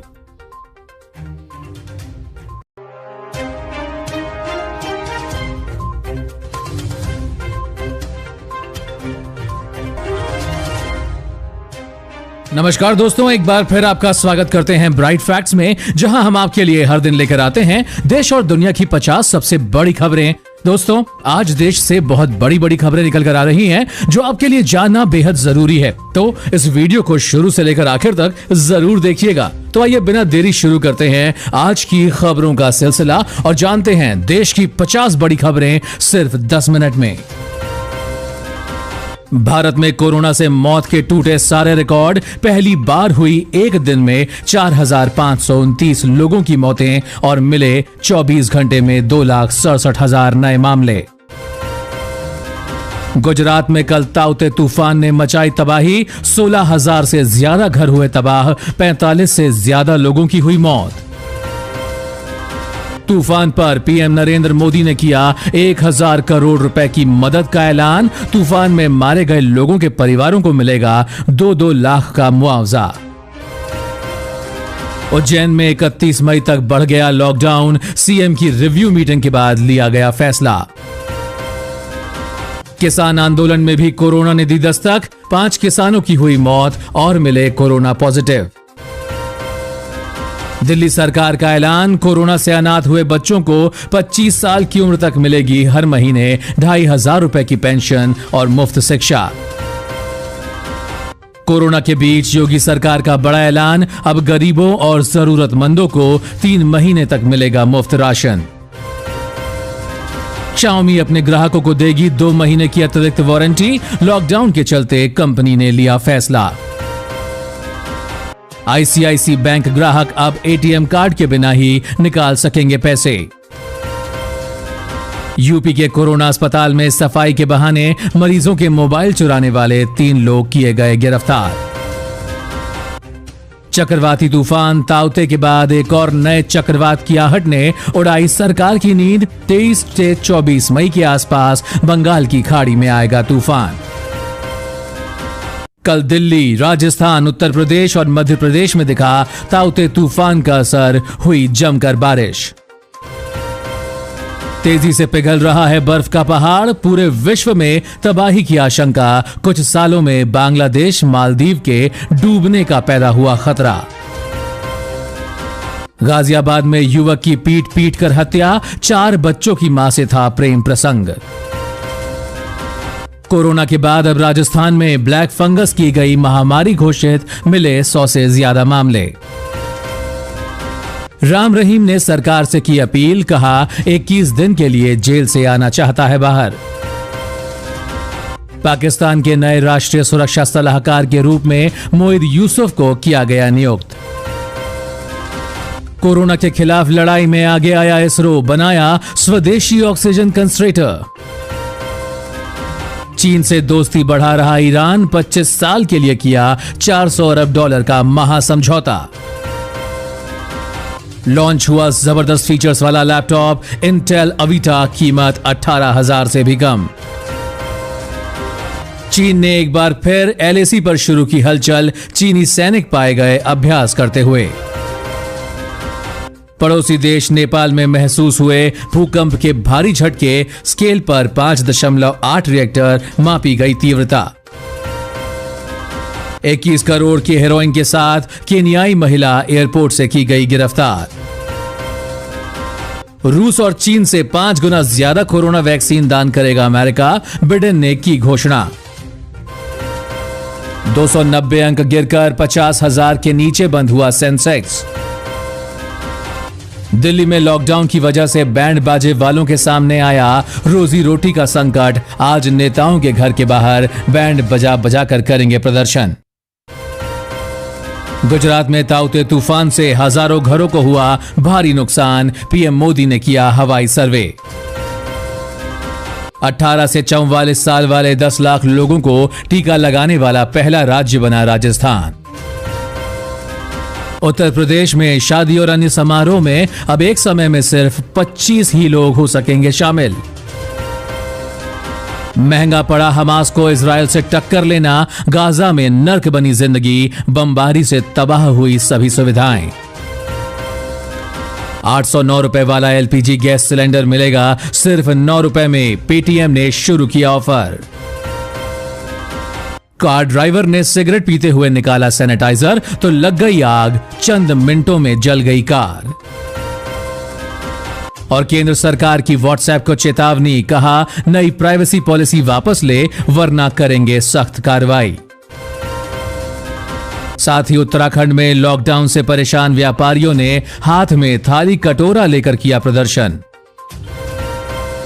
चीन में अचानक हिलने लगी गगनचुंबी इमारत, डरकर भागने लगे लोग, वीडियो हुआ वायरल। भगौड़े विजय माल्या को बड़ा झटका, लंदन हाई कोर्ट ने याचिका खारिज, कर्ज वसूली के लिए जल्द लाया जाएगा भारत। और घर में हुआ झगड़ा, हाई टेंशन पर चढ़ गया युवक, किया जमकर हंगामा। इसी के साथ अब जानते हैं दोस्तों देश के कुछ बड़े राज्यों के कोरोना के हालात। तमिलनाडु में बीते 24 घंटे में कोरोना के 33,059 नए मामले आए सामने, 364 मरीजों की गई जान। हरियाणा में बीते 24 घंटे में कोरोना के 7,774 नए केस, 124 मरीजों की हुई मौत। झारखंड में बीते 24 घंटे में 2,925 नए पॉजिटिव केस आए, 63 मरीजों की मौत। दिल्ली में आज कोरोना के 3,846 नए केस, 235 मरीजों की हुई मौत। मध्य प्रदेश में मिले 5,412 कोरोना के नए मरीज, हुई 77 लोगों की मौत। गुजरात में मिले कोरोना के 7,135 नए मामले और 81 लोगों की गई जान। उत्तर प्रदेश में कोरोना के पिछले 24 घंटे में 7,336 नए मामले आए सामने, रिकवरी रेट पहुंचा 91.4% पर। और महाराष्ट्र में मिले कोरोना के 26,616 नए मामले और हुई 516 लोगों की मौत। बिहार में कोरोना संक्रमण दर में आई और गिरावट, एक दिन में मिले 6,286 नए मामले। और पिछले 24 घंटे में छत्तीसगढ़ में मिले कोरोना के 7,594 नए मामले, 172 मरीजों की हुई मौत। साथ ही राजस्थान में कोरोना के 11,597 नए केसेस आए सामने, 157 लोगों की हुई मौत। उत्तराखंड में 24 घंटे में मिले 3,719 नए संक्रमित, 223 लोगों की हुई मौत। और इसी के साथ दोस्तों आज की खबरों में बस इतना ही। अगर आपको भी ये खबरें पसंद आई तो इस वीडियो को एक लाइक जरूर करें, साथ ही अपने फ्रेंड्स एंड फैमिली के साथ इसे शेयर भी जरूर करें। वीडियो अच्छा लगा तो वीडियो के बारे में कमेंट करके हमें जरूर बताएं आपको कैसी खबरें पसंद आई, आप किस प्रकार की खबरें हमारे साथ और देखना चाहेंगे, अपने सुझाव भेजें। इसी के साथ अगर आप ऐसी ही खबरें अपने मोबाइल फोन पर हर रोज देखना चाहते हैं तो बस हमारे चैनल ब्राइट फैक्ट्स को सब्सक्राइब कीजिए। सब्सक्राइब करने के लिए नीचे दिए गए इस लाल बटन को दबाएं, साथ ही साथ में दिए गए इस बेल आइकन को दबाकर ऑल पर क्लिक करना ना भूलें, ताकि आपको हमारी सभी खबरें आपके मोबाइल पर लगातार समय पर मिलती रहे। हर गरीब का जो सपना है अपने भावी पीढ़ी के लिए, मेरी सरकार का भी वही सपना है जो मेरे हर गरीब के भावी पीढ़ी के लिए सपना। केंद्र सरकार की पहल से गरीबों के सपने पूरे हो रहे हैं। केंद्र सरकार का प्रयास है कि प्रधानमंत्री आवास योजना के तहत हर गरीब को छत मिले ताकि कोई भी बेघर न रहे। नमस्कार, स्वागत है आपका भारत के सबसे बड़े सरकारी न्यूज चैनल पर। दोस्तों टुडे ब्रेकिंग न्यूज के साथ देश एवं राज्यों की 10 बड़ी ताजी और महत्वपूर्ण खबर लेकर आपके पास हाजिर हो चुके हैं। सभी खबरें सिलेक्टेड एवं काम की खबरें हैं, इसीलिए भाइयों और बहनों आपसे हाथ जोड़कर प्रार्थना है वीडियो को शुरू से लेकर लास्ट तक जरूर देखिए। लॉकडाउन को लेकर आ गई सबसे बड़ी खबर, साथ में कोरोना महाबीमारी को लेकर आई 5 बड़ी खुशखबरियां आज की तारीख में। आधार कार्ड है तो 10,000 रुपए खाते में मिलना आज से सरकार ने कर दिया शुरू। जी हां, मोदी सरकार ने आज आकर देश को किया संबोधित। देश में हो गए बड़े बदलाव, संपूर्ण जानकारी सरकार ने इन खाता धारकों को, आधार कार्ड वालों को भेजना शुरू कर दिया। आज से 10-10 हजार रुपए सीधे बैंक खाते में कंप्यूटर के एक क्लिक से सरकार ने कहा सभी के खाते में मिलेंगे अब 10-10 हजार रुपए। इस लॉकडाउन के घड़ी में सरकार ने किया आर्थिक मदद, अब गरीबों को होगी मदद। जी हां, उसी के साथ आधार कार्ड वालों को मिलेगा 10-10 हजार रुपए। कैसे मिलेगा संपूर्ण जानकारी आ चुकी है। तो अगर आपके भी पास आधार कार्ड है खुद का तो आप नीचे कमेंट बॉक्स में जरूर बताएं कि हमारे पास आधार कार्ड है। आपको हम पूरी जानकारी बताते हैं थोड़ी देरों में, ताकि आपके खाते में भी 10,000 रुपए इस लॉकडाउन में सरकार की तरफ से निकलकर आ सके। साथ में बेरोजगार छात्र और गरीबों भाई बहनों के लिए खुशखबरी। अब लॉकडाउन में ऐसा पहली बार हुआ है कि इन 5 विभागों में निकली है बम्पर भर्तियां। जी हां, बता दें बिना परीक्षा बिना इंटरव्यू सीधे मेरिट के आधार पर हो रही है यह सरकारी नौकरी में बहाली। ऐसे करे आवेदन, मिलेगी सरकारी नौकरी। पुलिस विभाग, आंगनबाड़ी कार्यकर्ता, आंगनबाड़ी सहायिका, चपरासी और उसी के साथ डाक विभाग में निकली है इन स्थानों पर बम्पर भर्तियां। ऐसे करें आवेदन। बिजली बिल कनेक्शन धारकों के लिए बड़ी खबर। जी हां, बता दें इस वक्त की अच्छी खबर निकल कर आ रही है, क्योंकि बिजली बिल कनेक्शन धारक अगर आप सभी हैं तो आप लोगों के लिए अच्छी खबर निकल कर आ चुकी है कि इस राज्य की सरकार ने 1 साल की बिजली बिल माफ करने के लिए किया है ऐलान। तो अगर आप सभी इस राज्य के किसी भी नागरिक हैं कोई भी राज्य के, तो आप इस समाचार को जरूर सुने।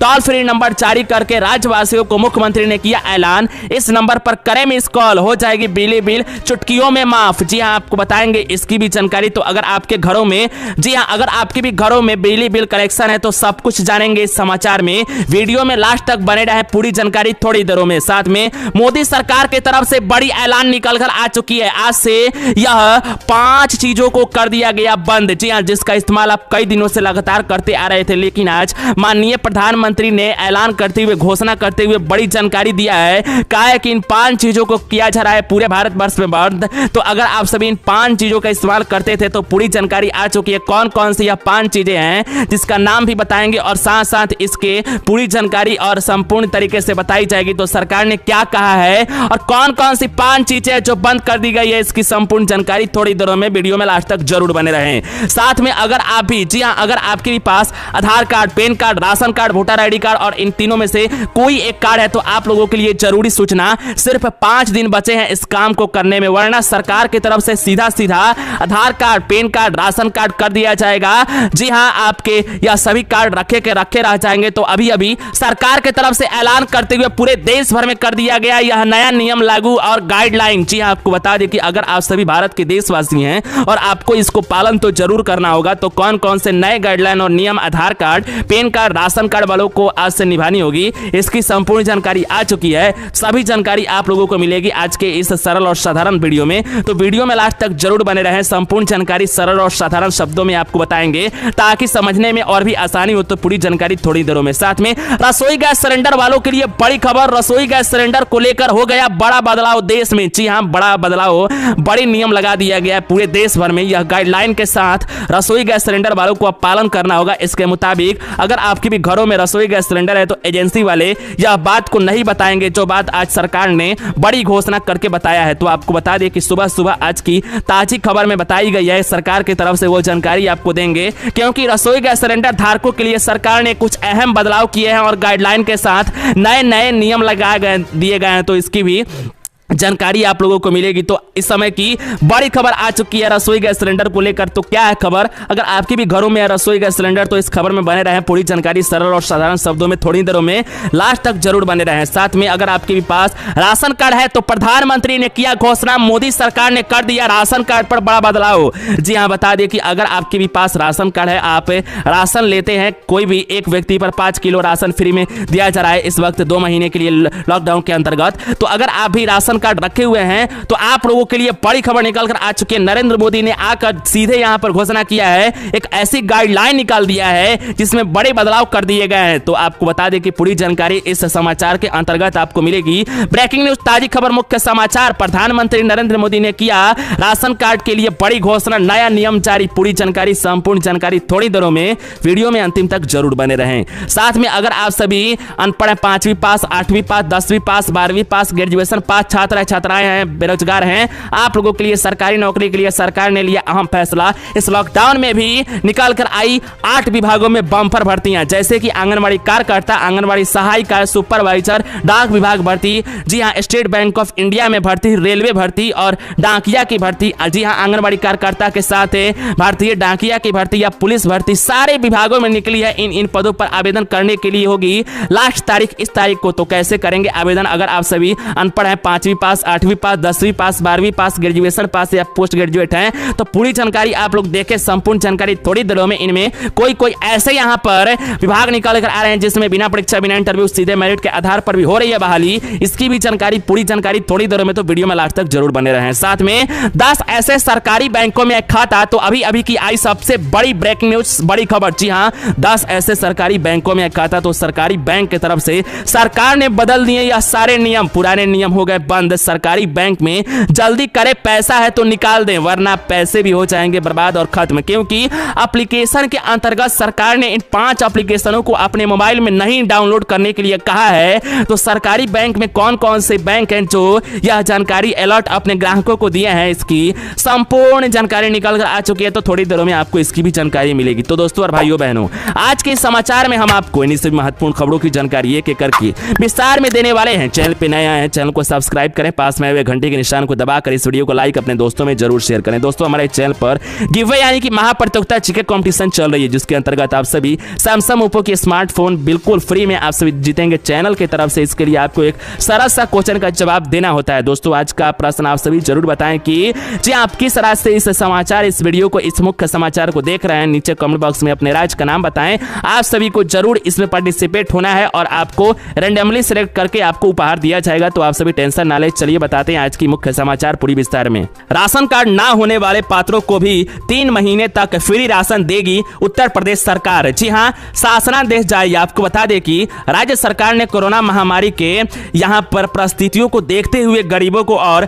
जरूरतमंद लोगों को बड़ी राहत की खबर सुनाई है। आपको बता दें कि जिस प्रकार यहां पर पात्र व्यक्तियों के राशन कार्ड नहीं बने हैं, उन्हीं अभिभावक के चालक के कार्ड बनाकर तत्काल राशन दिया जाएगा। आप लोगों को बता दें कि अमर मुख्य सचिव ने यहां पर कहा है मंगलवार को कि इस संबंध में शासनादेश जारी करते हुए इसकी सूचना ऊपर यहां पर आप लोगों को बता दें सबसे पहले कि मुख्य सचिव खाद्य एवं रसद, जी हां, खाद्य एवं रसद और जिला अधिकारियों को भेज दिया गया है। और शासनादेश में कहा गया है कि जिन पात्र और व्यक्तियों के राशन कार्ड नहीं बने हुए हैं उन लोगों को और उसी के साथ अभियान चलाकर इसके राशन कार्ड बनाए जाएंगे और जिससे उन्हें भी मुफ्त राशन मिलेगा और लाभ भी मिलेगा। आप लोगों को बता दें कि अगर आपके पास राशन कार्ड नहीं है, आप उत्तर प्रदेश से हैं, तो आप लोग नीचे कमेंट बॉक्स में बताएं और आपको अब से यहां पर राशन मिलेगी, वो भी 3 महीना बिल्कुल फ्री में, कोई भी पैसा देने की आवश्यकता नहीं है, सबको मिलेगा राशन। जी आपको बता दें इस वक्त की ब्रेकिंग न्यूज ताजी खबर मुख्य समाचार निकल कर आ चुकी है। शासनादेश ने कहा कि राशन कार्ड धारकों को जून, जुलाई और अगस्त का राशन मुफ्त में दिया जाएगा। केंद्र सरकार द्वारा जारी किए गए दिशा निर्देश के अनुसार मुफ्त में राशन दिया जाएगा। मुफ्त में राशन देने के लिए वित्त विभाग एवं खाद्य और रसद विभाग के तरफ से आपको बता दें कि पुण्य में ही यहां पर अतिरिक्त बजट आवंटन किया गया है और वित्तीय वर्ष 2021-22 में यहां पर आप लोगों को बता दें कि बड़ी खबर ब्रेकिंग न्यूज सामने निकल कर आ चुकी है कि वितरण प्रणाली के अंतर्गत इस प्रक्रिया के संबंध में विस्तृत और दिशा निर्देश खाद्य एवं रसद विभाग द्वारा अलग से जारी किया जाएगा। इसको लेकर बड़ी खबर। तो भाइयों बहनों, अगर आप सभी के पास राशन कार्ड नहीं है, टेंशन लेने की आवश्यकता नहीं है, 3 महीने तक राशन बिल्कुल फ्री में यूपी सरकार आप लोगों को देगी। चलिए बढ़ते हैं अगली खबर विस्तार में जान लेने के लिए। अपनी बेटिया की उज्जवल भविष्य के लिए इस योजना में करें निवेश, उच्च शिक्षा और शादी में मिलेगी मदद। जी हां, आपको बता दें कि अगर आप अपनी बेटियों की उच्च शिक्षा देखना चाहते हैं, शादी अच्छे घर में करना चाहते हैं, उसकी मदद चाहिए, तो आपकी बेटी के उज्जवल भविष्य के लिए इस योजना में आपको करना होगा निवेश। जी हां, तो आपको बताएंगे। सबसे पहले बता दें कि भारतीय डाक के विभाग के वेबसाइट के अनुसार न्यूनतम 250 रुपए की राशि इस खाते में खुलवाया जा सकता है। आप लोगों को बता दें, जैन कोई भी यानी कि बकायल जैन कोई भी व्यक्ति इस स्कीम 1 साल तक न्यूनतम 250 रुपए से लेकर अधिकतम 1.5 लाख रुपए तक निवेश कर सकता है। उसी के साथ आपको बता दें कि एक्सपर्ट इस बात पर जोर डालते हैं कि हमें कोई उम्र से ही यानी नौकरी की शुरुआत के साथ ही बचत और निवेश की आदत डालनी शुरू कर देनी चाहिए। उसको लेकर खबर निकल कर आ रही है कि आप अपनी बेटियों की अगर उज्जवल भविष्य देखना चाहते हैं तो आप इस योजना में जरूर पार्टिसिपेट करें और अपनी बेटियों की उज्जवल भविष्य कराएं। तो दोस्तों और भाइयों बहनों, आज के समाचार में इतना ही। नए आए हैं तो चैनल को जरूर सब्सक्राइब करें, इस वीडियो को लाइक अपने दोस्तों में जरूर शेयर करें। मिलते हैं नई वीडियो में। जय हिंद, वंदे मातरम। इस वक्त की बड़ी खबर की सारी परीक्षाएं रद्द कर दी गई हैं। बड़ी खबर आपको बता दें कि 10वीं बोर्ड की परीक्षाएं हो चुकी हैं रद्द। कोरोना का खतरा लगातार मंडराता हुआ नजर आ रहा है और एहतियातन के तौर पर कई बड़े कदम उठाए जा रहे हैं। इस बीच एक बड़ा फैसला 12वीं बोर्ड की पर लिया गया है। 10वीं बोर्ड और 12वीं बोर्ड की परीक्षाओं को रद्द करने का कोरोना के मद्देनजर। मैं चाहूंगा ये बड़ी खबर है कि प्रधानमंत्री नरेंद्र मोदी ने एचआरडी मिनिस्टर निशंक के साथ बैठक की। कोरोना जो महामारी है इसमें किस तरह से परीक्षा होगी, क्योंकि चाहे शिक्षक हो या शिक्षार्थी हो, दोनों की जान का खतरा है। प्रधानमंत्री इसको समझे और ये रास्ता तय किया गया कि 10वीं और 12वीं की परीक्षा है उसको रद्द कर दिया जाए। निश्चित तौर पर एक कई बड़े फैसले लिए जा रहे हैं और स्टूडेंट्स के लिहाज से बहुत ज्यादा इंपॉर्टेंट भी हो जाए।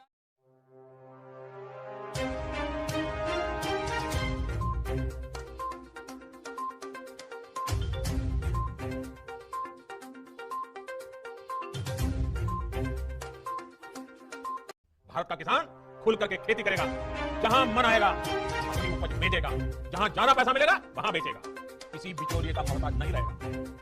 नमस्कार, जय हिंद, वंदे मातरम सभी किसान भाइयों का। जी हां सभी किसान भाइयों, आपको बता दें कि आप सभी किसान भाइयों के लिए एक बड़ी खुशखबरी निकल के आ चुकी है, क्योंकि हमारे देश के प्रधानमंत्री जी ने खुद लाइव आकर एक बड़ा ऐलान कर दिया है उन सभी किसान भाइयों के लिए। जी हां, उन सभी किसान भाई जो भी किसान भाई 8वीं किस्त का इंतजार कर रहे थे, उन सभी किसान भाइयों के लिए एक बड़ी खुशखबरी निकल के आ चुकी है, क्योंकि सभी किसान भाइयों के खाते में पीएम किसान सम्मान निधि 2,000 रुपए की राशि जाना शुरू हो चुका है।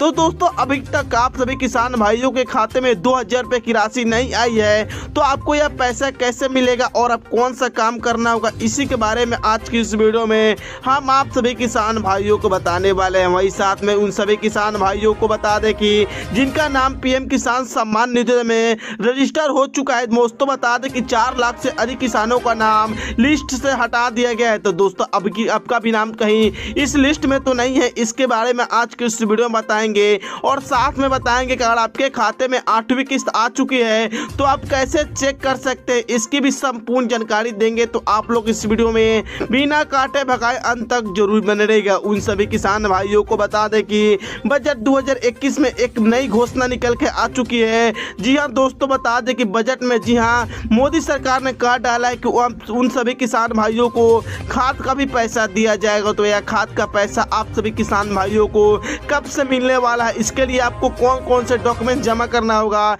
इसकी हम संपूर्ण जानकारी देंगे। तो आप लोग इस वीडियो में बिना काटे भगाए अंत तक जरूर बने रहिएगा। वही साथ में उन सभी किसान भाइयों को बता दें कि 4 लाख से अधिक किसान भाइयों का नाम लिस्ट से हटा दिया गया है।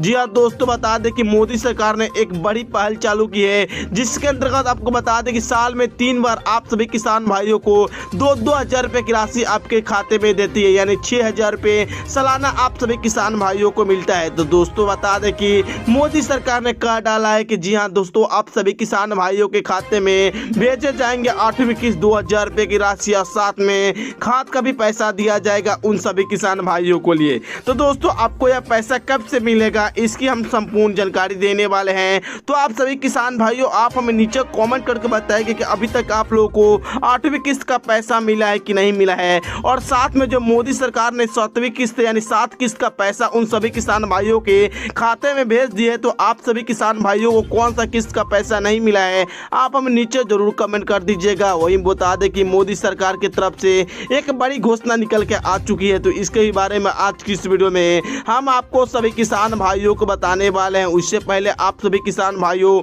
आप हमें नीचे कमेंट करके बताएं कि आप किस गांव या राज्य से इस वीडियो को देख रहे हैं और अभी तक आप सभी को पैसा मिला है कि नहीं, कमेंट जरूर कर दीजिएगा। उससे पहले अभी तक आप सभी किसान भाई इस वीडियो को लाइक नहीं किया है तो वीडियो को जरूर लाइक कर दीजिएगा। चैनल को सब्सक्राइब नहीं किया है तो लाल बटन में चैनल को आप जरूर सब्सक्राइब करके बगल में एक बेल वाला घंटा होगा उसे दबाकर आप लोग ऑन जरूर कर लीजिएगा, ताकि सरकार की तरफ से पीएम किसान सम्मान निधि योजना की तरफ से जो भी खबर जुड़ी निकल कर आती है, सरकारी न्यूज निकल कर आता है, आपको हम संपूर्ण जानकारी देते हैं। वही दोस्तों बता दें कि जी हाँ दोस्तों, बता दें कि 1 अप्रैल से 31 अप्रैल तक मोदी सरकार आप सभी किसान भाइयों को इस साल की पहली किस्त यानी 8वीं किस्त देने वाली है। और साथ में दोस्तों बता दें कि 1 अगस्त से लेकर 30 नवंबर तक मोदी सरकार दूसरी किस्त देती है, और साथ में बता दें कि 1 दिसंबर से लेकर 31 मार्च के बीच यानी तीसरी किस्त आप सभी किसान भाइयों को इस साल की मिलने वाली है। तो दोस्तों अगर आप भी लेना चाहते हैं और अभी तक आप लोगों ने पीएम किसान सम्मान निधि योजना अप्लाई नहीं किया है,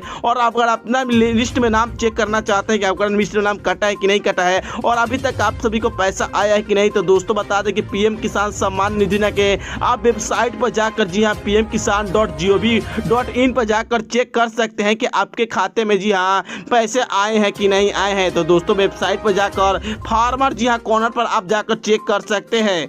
दोस्तों बता दें कि जी हाँ दोस्तों बता दें, अगर आपकी जमीन जी हाँ और आपका भी लिस्ट में नाम जुड़वाना चाहते हैं, मोदी सरकार की तरफ से पैसा लेना चाहते हैं, तो आप सभी किसान भाइयों बता दें कि मेरे यूट्यूब चैनल के माध्यम से 25,000 से अधिक लोग इस योजना का लाभ ले चुके हैं। तो दोस्तों अगर आप भी लेना चाहते हैं मोदी सरकार की तरफ से, तो दोस्तों अगर आपके मोबाइल में व्हाट्सएप या फेसबुक हुआ तो आप लोग इस वीडियो को शेयर कर दीजिएगा 10 लोग के पास। जैसे ही 10 लोग के पास शेयर करते मेरे कंप्यूटर सिम का जैसे आपका शुभ नाम अंकित हो जाएगा। जी हाँ नमस्कार दोस्तों, स्वागत है आपका दिन भर की बड़ी खबरों में। जी हाँ दोस्तों, बड़ी खबर है पंजाब से। पंजाब में गहराया सियासी संकट, कांग्रेस पार्टी के नेताओं के खिलाफ एक्शन से गिरे मुख्यमंत्री captain Amarinder Singh.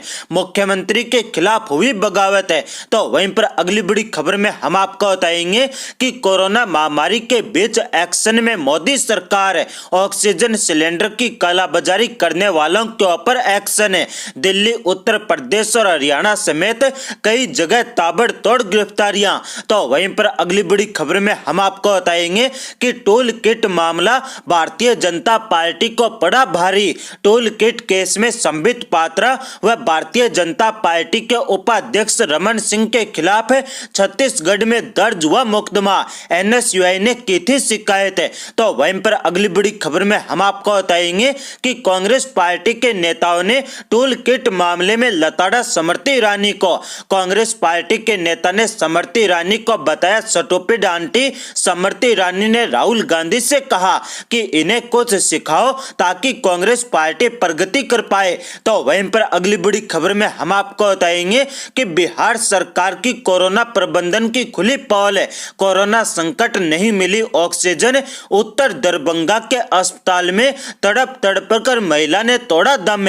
Video social media के ऊपर हुआ वायरल। बिहार की भाजपा गठबंधन सरकार की खुली पहल है। तो वहीं पर अगली बड़ी खबर में हम आपको बताएंगे कि भारतीय जनता पार्टी के राज्यसभा सांसद व बिहार के पूर्व उप मुख्यमंत्री सुशील मोदी ने याद दिलाई लालू यादव की बेटी मीसा भारती को MBBS की डिग्री। तो भड़क गई लालू की बेटी, सुशील मोदी को बताया लूचा व नीच इंसान। जी हां दोस्तों, एक एक करके आपको सभी खबरें विस्तार से बताएंगे। उससे पहले दोस्तों, अगर आप भी चाहते हैं कि देश भर के अंदर EVM मशीन के ऊपर प्रतिबंध लगे और देश भर के अंदर पंचायत चुनाव से लेकर विधानसभा चुनाव और लोकसभा चुनाव बैलेट पेपर से हो, तो आप इस वीडियो को लाइक करें और कमेंट बॉक्स में EVM बैन लिखकर अपना बहुमूल्य समर्थन जरूर दें, ताकि देश भर के अंदर EVM के ऊपर पूर्णतः प्रतिबंध लगाया जा सके। आज की पहली बड़ी खबर है पंजाब से। जी हां दोस्तों, पंजाब में गहराया सियासी संकट। कांग्रेस पार्टी के नेताओं के खिलाफ एक्शन से गिरे मुख्यमंत्री कैप्टन अमरिंदर सिंह।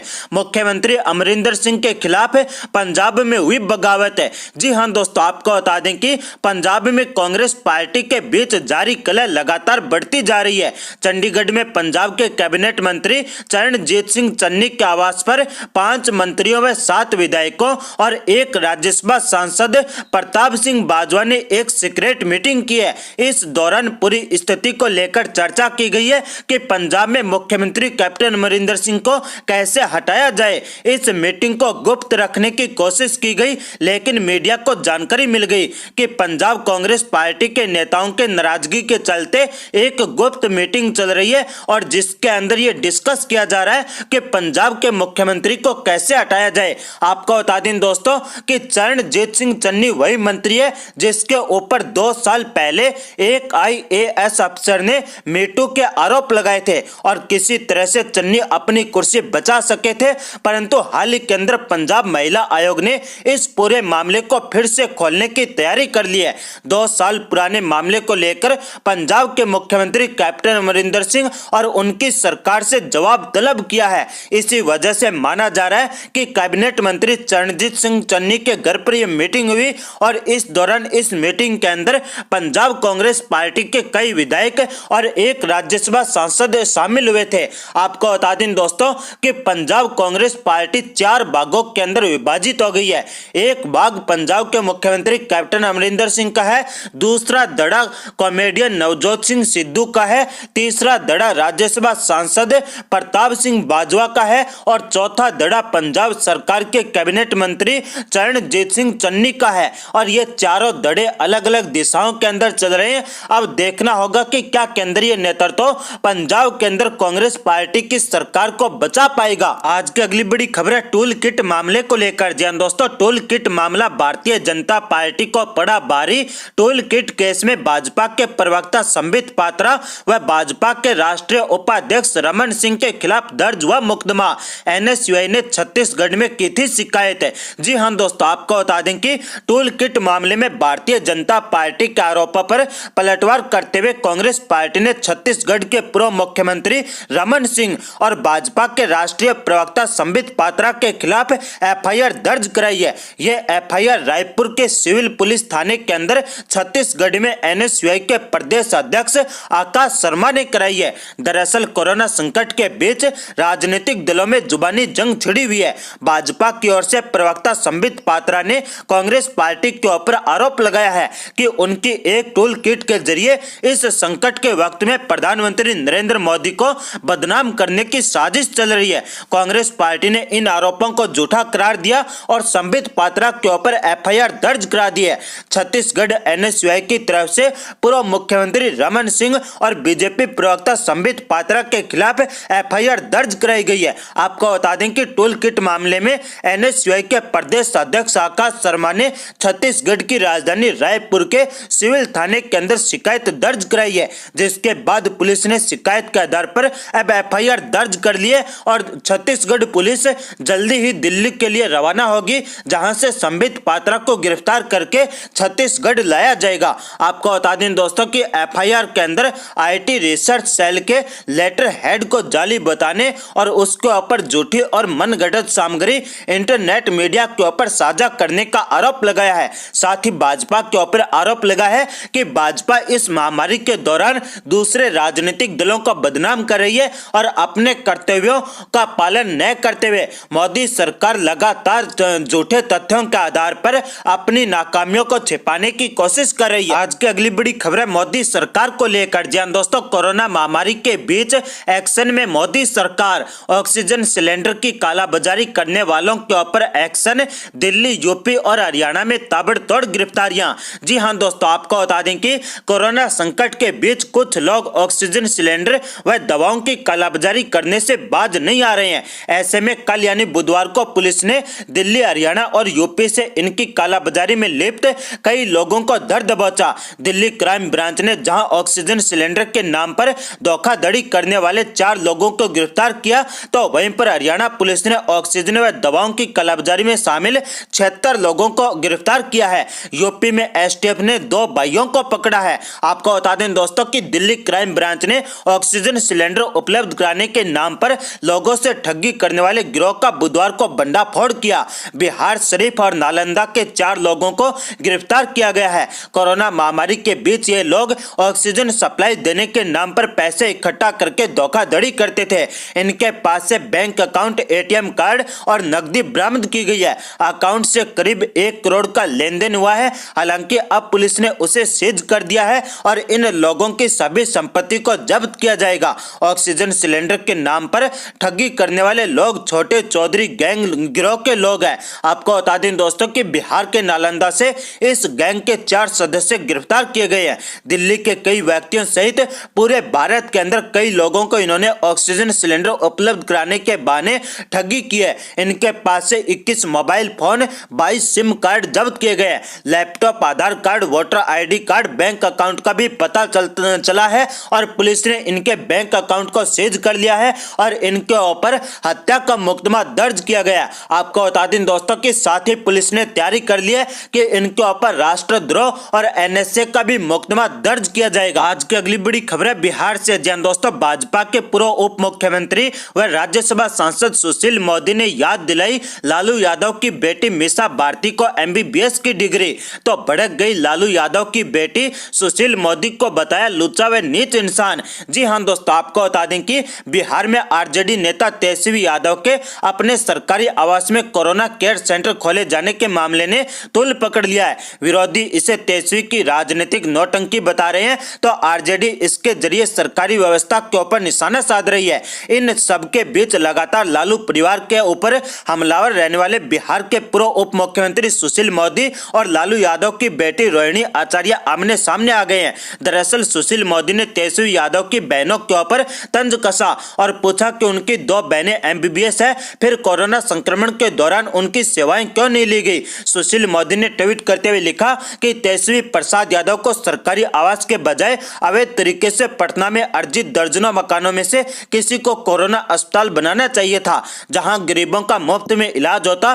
कांति देवी ने मंत्री बनने के बदले जो 2 मंजिला भवन तेजस्वी यादव को गिफ्ट किया था, उसमें या राबड़ी देवी के पास जो 10 फ्लैट बचे हैं, उनके अंदर अस्पताल क्यों नहीं बनाया गया। आपको बता दें दोस्तों कि इतने नहीं, सुशील मोदी ने तेजस्वी यादव की बहनों के ऊपर भी तंज कसा और मोदी ने लिखा कि तेजस्वी यादव के परिवार में 2 बहनें एमबीबीएस डॉक्टर है और कोरोना संक्रमण के दौर में वे सेवाएं क्यों नहीं ली गई। यदि राजद नेतृत्व में गरीबों की सेवा करने के लिए तत्परता और गंभीरता होती तो अस्पताल शुरू करने से पहले सरकार से अनुमति ली जाती और उसके मानकों का पालन किया जाता। आपको बता दें दोस्तों कि इसके जवाब में सुशील मोदी के ट्वीट में आग बबूला हुई तेजस्वी यादव की बहन रोहिणी आचार्य ने सुशील मोदी को लुच्चा बताते हुए उनकी बहनों के ऊपर कटाक्ष किया। रोहिणी आचार्य ने सुशील मोदी को मुंह तोड़ने की धमकी देते हुए लिखा कि ई हाफ पैंट मोदी अपनी सर्जन चोरनी या कान कटनी, चावल लूटनी बहन के जैसा समझा है तेजस्वी की बहनों को। लुच्चा कहीं का अब हमारे नाम पे राजनीति चमकाना अपना मुंह तुड़वाएगा। जय हिंद दोस्तों, आप देख रहे हैं ताजा न्यूज। बात करते हैं अब तक की बड़ी खबरों की। 57 इस्लामिक देशों वाले ओआईसी की आपात बैठक, ईरान के कहने पर एकजुट हुए मुस्लिम देश, इजरायल को दी गई चेतावनी। जी हां, फिलिस्तीन के खिलाफ इजरायल के आक्रामक तेवर के बाद मुस्लिम देशों के संगठन ने इमरजेंसी बैठक बुलाई। 57 मुस्लिम देशों के विदेश मंत्री इस बैठक में शामिल हुए। बैठक में यरूशलेम में अल अक्सा मस्जिद में हुई हिंसा और फिलिस्तीन में इजरायली आक्रामकता को लेकर चर्चा हुई। इजरायल की घेराबंदी का प्लान। सऊदी अरब और तुर्की जैसे देशों के बयान बेहद तलख रहे हैं। सऊदी अरब ने दुनिया के देशों से अपील की है कि वो जल्द इजरायल की कार्रवाई पर रोक लगाएं। वहीं तुर्की ने बैठक में इजरायल का समर्थन करने वालों पर जमकर निशाना साधा। तुर्की के राष्ट्रपति ने पहले भी रूस के राष्ट्रपति पुतिन से इजरायल के खिलाफ कार्रवाई की मांग की थी। साफ तौर पर इस बैठक में इजरायल को घेरने का प्लान बनाया गया। इजरायल पर दबाव डालने की कोशिश हुई। दरअसल 57 मुस्लिम देशों के संगठन ऑर्गेनाइजेशन ऑफ इस्लामिक कॉर्पोरेशन यानी OIC इजरायल को घेरने के लिए उतावला हो रहा है। इजरायल के खिलाफ मुस्लिम देशों ने अंतर्राष्ट्रीय समर्थन जुटाने की कोशिश भी तेज कर दी है। इसके लिए तुर्की और सऊदी अरब जैसे मुल्कों ने तमाम मुस्लिम देशों से एकजुटता की अपील भी की। इस बैठक में पाकिस्तान, अफगानिस्तान, बांग्लादेश, सऊदी अरब, मिस्र, इंडोनेशिया, ईरान, इराक, तुर्की, मलेशिया और UAE जैसे देश शामिल रहे। लेकिन बड़ा सवाल यह है कि इन बैठकों से इजरायल हमास में जारी जंग पर कोई असर पड़ेगा। इजरायल के इतिहास को देखते हुए ये साफ समझा जा सकता है कि जो देश अकेले दम पर पूरे अरब देशों से लड़ने का मादा रखता हो, उन्हें हराने की ताकत रखता हो, उसके सामने हमास जैसे आतंकी संगठन कितनी देर टिक सकते हैं। इजरायल की मुश्किल यह है कि हमास रिहायशी इलाकों में ऑपरेट करता है और वो आम लोगों की आड़ में छुपकर हमले करता है। आमने सामने की लड़ाई की हिम्मत नहीं है, इसीलिए वो गुरिल्ला वॉरफेयर के जरिए इजरायल को परेशान कर रहा है। इजरायल नहीं चाहता कि इस युद्ध में फिलिस्तीन के आम नागरिकों को ज्यादा नुकसान पहुंचे, इसीलिए रिहायशी इलाकों के बीच भी वो टारगेटेड अटैक कर रहा है। सिर्फ उन ठिकानों को बर्बाद कर रहा है जिसके बारे में उसे पुख्ता जानकारी है कि उसमें हमास का ठिकाना है। आपको बता दें कि इस समय दुनिया दो हिस्सों में बढ़ती हुई दिखाई दे रही है। एक तरफ वो मुल्क हैं जो इजरायल के साथ खड़े हैं, तो दूसरी तरफ वो देश हैं जो कहने को तो इजरायल के खिलाफ हैं और फिलिस्तीन का समर्थन कर रहे हैं, लेकिन उनका मकसद कुछ और है। ऐसे ही दो मुल्क हैं चीन और अमेरिका, जो दरअसल इजरायल के बहाने एक दूसरे के खिलाफ घेराबंदी का प्लान तैयार कर रहे हैं। इजरायल और फिलिस्तीनियों के टकराव पर चीन और अमेरिका में लड़ाई शुरू हो गई है। ताजा रिपोर्ट की माने तो चीन ने अमेरिका पर मुसलमानों की पीड़ा को नजरअंदाज करने का आरोप लगाया है। चीन के विदेश मंत्रालय की प्रवक्ता ने बोला है कि अमेरिका ने संयुक्त राष्ट्र सुरक्षा परिषद में इजरायल और फिलिस्तीन के युद्ध पर होने वाली चर्चा में अड़चन पैदा की, जबकि वो खुद को मुस्लिमों का शुभ चिंतक होने का दावा करता रहता है। अमेरिका संयुक्त राष्ट्र में इजरायल के लिए कूटनीतिक ढाल बनकर सामने आ गया है और अमेरिका ने इजरायल द्वारा फिलिस्तीन पर हवाई हमलों को सही बताया है और जो बैठक 14 मई शुक्रवार को होनी थी उसे अमेरिका ने जानबूझकर टाल दिया है। जाहिर है कि जंग भले ही इजरायल और फिलिस्तीन के बीच छिड़ी हो, लेकिन इस जंग के बहाने एक बार फिर शीत युद्ध चीन और अमेरिका के बीच छिड़ चुका है। जैसे कि इजरायल और हमास की लड़ाई में पूरी दुनिया दो हिस्सों में बंट गई है, इससे तीसरे विश्व युद्ध जैसे हालात बनते नजर आ रहे हैं। इजरायल ने साफ कर दिया है कि वो इस लड़ाई को अंजाम तक पहुंचाकर ही दम लेगा और फिलिस्तीन हमास को इस दुनिया से ही मिटा देगा, जिन्होंने इजरायल पर 3000 से भी ज्यादा रॉकेट मारे हैं। जिहादी आतंकी संगठन से किसी समझौते की गुंजाइश नहीं है। बीते करीब हफ्ते भर से इजरायल और हमास के बीच जंग चल रही है। हमास की इतनी ताकत नहीं है कि वो इस जंग को लंबे समय तक खींच सके। इजरायल की ताकत के आगे हमास अपने बूते तो नहीं टिक सकता, इसीलिए फिलिस्तीन और आतंकी हमास को हमारे पड़ोसी मुस्लिम देश हथियार और रॉकेट दे रहे हैं। इसीलिए फिलिस्तीन इजरायल पर लगातार रॉकेट से हमले करने में लगा हुआ है। अगर आपको भी लगता है कि इजरायल सही कर रहा है और आप भी इजरायल का समर्थन करते हैं तो इस वीडियो को लाइक और शेयर जरूर करें, साथ ही कमेंट करके हमें अपनी राय जरूर दें। बात करते हैं अगली बड़ी खबर की। उत्तर प्रदेश में गंगा नदी में लगातार मिल रहे शवों ने यूपी सरकार को सवालों के घेरे में लाकर खड़ा कर दिया है। ऐसे में सरकार ने एक बड़ा फैसला लिया है। यूपी सरकार अब देश के निराश्रित और अति निर्धनों को शव की अंत्येष्टि के लिए 5000 रुपए की आर्थिक मदद देगी। सरकार ने यह फैसला नदियों में मिल रहे शवों के बाद लिया है। अगर कोई व्यक्ति अंतिम संस्कार करने में सक्षम नहीं है तो ग्राम प्रधान फौरन 5000 रुपए की पीड़ित परिवार को मदद करेगा। अगर किसी का शव नदियों में प्रवाहित किया गया तो उसकी जिम्मेदारी ग्राम प्रधान की होगी। प्रदेश में कोरोना के केसों में कमी आने लगी है। पूरे राज्य में लॉकडाउन लगने के बाद से ही ऐसा देखने को मिला है। रविवार को जारी स्वास्थ्य विभाग के आंकड़ों के मुताबिक 24 घंटे में कोरोना के पूरे राज्य में 10,682 नए केस मिले हैं। वहीं 311 संक्रमितों की मौत हो गई है। इसी के साथ ही राज्य में कोरोना से ठीक होने वालों के केसों की संख्या में भी बढ़ोतरी देखी जा रही है। एक दिन में 24,837 मरीज ठीक होकर घर लौट गए हैं। प्रदेश में अब 1,63,000 एक्टिव केस हैं। बात करते हैं अगली बड़ी खबर की। बॉलीवुड एक्टर शत्रुघ्न सिन्हा ने दिल्ली के मुख्यमंत्री अरविंद केजरीवाल को लेकर एक ट्वीट किया है। इस ट्वीट में उन्होंने अरविंद केजरीवाल पर तंज कसा है। उन्होंने लोगों से गुजारिश की है कि वो इसे सिर्फ मजाक के तौर पर लें। इसके बावजूद शत्रुघ्न सिन्हा का ट्वीट सोशल मीडिया पर वायरल हो गया है।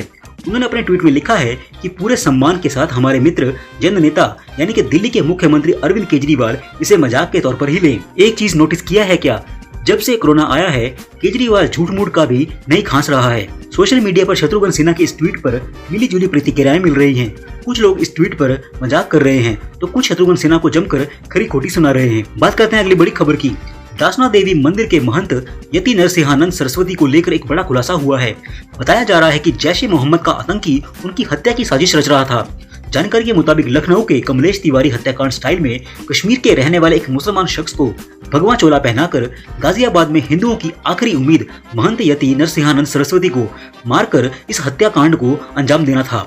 दिल्ली पुलिस की स्पेशल सेल ने खुफिया एजेंसियों के साथ मिलकर ऑपरेशन के दौरान जम्मू कश्मीर के पुलवामा के रहने वाले एक शख्स को दिल्ली से गिरफ्तार किया है। खुफिया एजेंसी के मुताबिक कश्मीर का रहने वाला मुसलमान आरोपी जॉन मोहम्मद डार उर्फ जहांगीर धोखा देकर एक साधु की वेशभूषा में स्वामी यति नरसिंहानंद सरस्वती को मारने वाला था। गिरफ्तार आरोपी को पाकिस्तान आधारित जैश ए मोहम्मद के आतंकी ने टारगेट किलिंग का आदेश दिया था।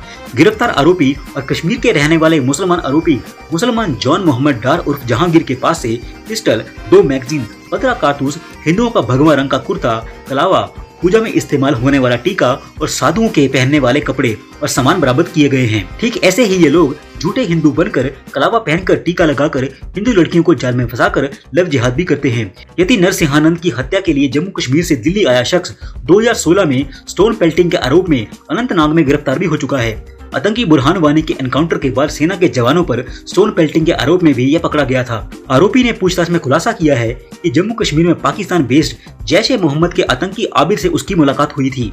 जैश के आतंकी आबिद ने ही स्वामी यति नरसिंहानंद को साधु की वेशभूषा में हत्याकांड को अंजाम देने का टास्क दिया था।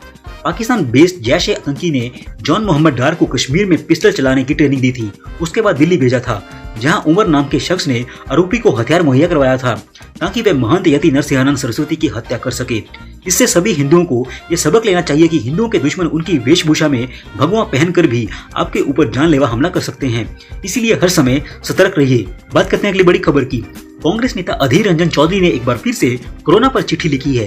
इस बार अधीर रंजन ने प्रधानमंत्री मोदी को चिट्ठी लिखी है और गरीबों की आर्थिक सहायता की मांग की है। कांग्रेस पार्टी के नेता अधीर रंजन चौधरी ने पीएम मोदी को चिट्ठी लिखकर मांग की है कि लॉकडाउन वाले राज्यों में गरीबों और बेरोजगारों को 6,000 रुपए प्रति माह दिए जाएं।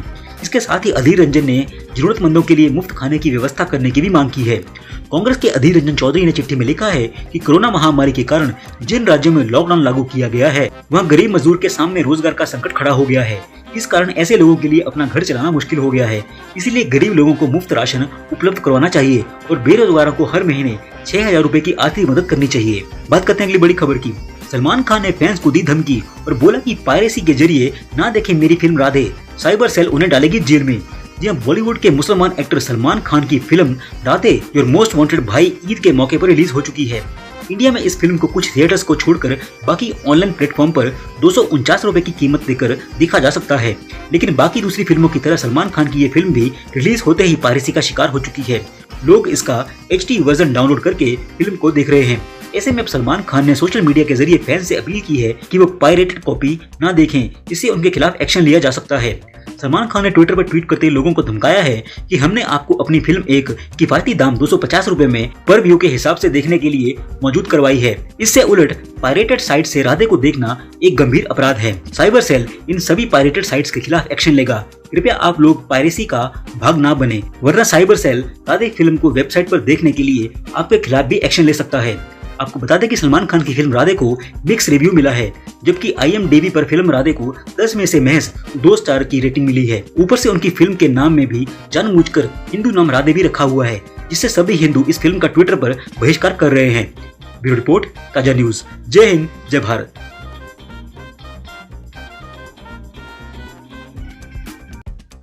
जय हिंद दोस्तों, आप देख रहे हैं ताजा न्यूज। बात करेंगे इस वक्त की बड़ी खबर की। केजरीवाल के बयान से भारत को ऑक्सीजन की भारी मात्रा में मदद करने वाला सिंगापुर भारत से हुआ नाराज। जी हां, विदेश मंत्रालय ने दिल्ली के मुख्यमंत्री अरविंद केजरीवाल के सिंगापुर वेरिएंट के नाम पर डर फैलाने को लेकर जवाब देते हुए कहा है कि दिल्ली के मुख्यमंत्री भारत के लिए नहीं बोलते। मंगलवार 18 मई 2021 को केजरीवाल ने दावा किया था कि सिंगापुर में पाया जाने वाला कोरोना का नया वेरिएंट खतरनाक है, इसीलिए भारत सरकार को इसे भारत आने से रोकने के लिए सिंगापुर की सारी फ्लाइट बंद कर देनी चाहिए। इसके बाद विदेश मंत्रालय के आधिकारिक प्रवक्ता ने बताया कि सिंगापुर सरकार ने भारतीय उच्चायोग को केजरीवाल सरकार के बयान पर कड़ी आपत्ति जताने के लिए कॉल किया था। केजरीवाल के गलत बयान के कारण विदेश मंत्री एस जयशंकर को भी इस संबंध में ट्विटर पर स्पष्टीकरण देना पड़ा। भारतीय विदेश मंत्री ने एक ट्वीट में सिंगापुर और भारत के मजबूत रिश्तों को और कोविड दौर में ऑक्सीजन सप्लाई करने पर सराहा। साथ ही अगले ट्वीट में लिखा, हालांकि यह गैर जिम्मेदार रवैया है, वो भी उनका जिन्हें मालूम होना चाहिए कि इससे लंबे समय से चली आ रही साझेदारी खराब हो सकती है। इसीलिए मैं साफ कर देना चाहता हूँ कि दिल्ली के मुख्यमंत्री भारत के लिए नहीं बोलते। इससे पहले सिंगापुर के स्वास्थ्य मंत्रालय ने अरविंद केजरीवाल के दावों को खारिज किया था। वहीं सिंगापुर के विदेश मंत्री विवियन बालकृष्णन ने दिल्ली सीएम को तथ्यों के आधार पर बोलने की सलाह दी और उन्होंने आगे कहा था कि सिंगापुर वेरिएंट जैसा कुछ नहीं है। उन्होंने एस जयशंकर का बयान देखकर उन्हें धन्यवाद भी कहा। वहीं अरविंद केजरीवाल के बयान को लेकर सिंगापुर दूतावास के बाहर भी विरोध हो रहा है।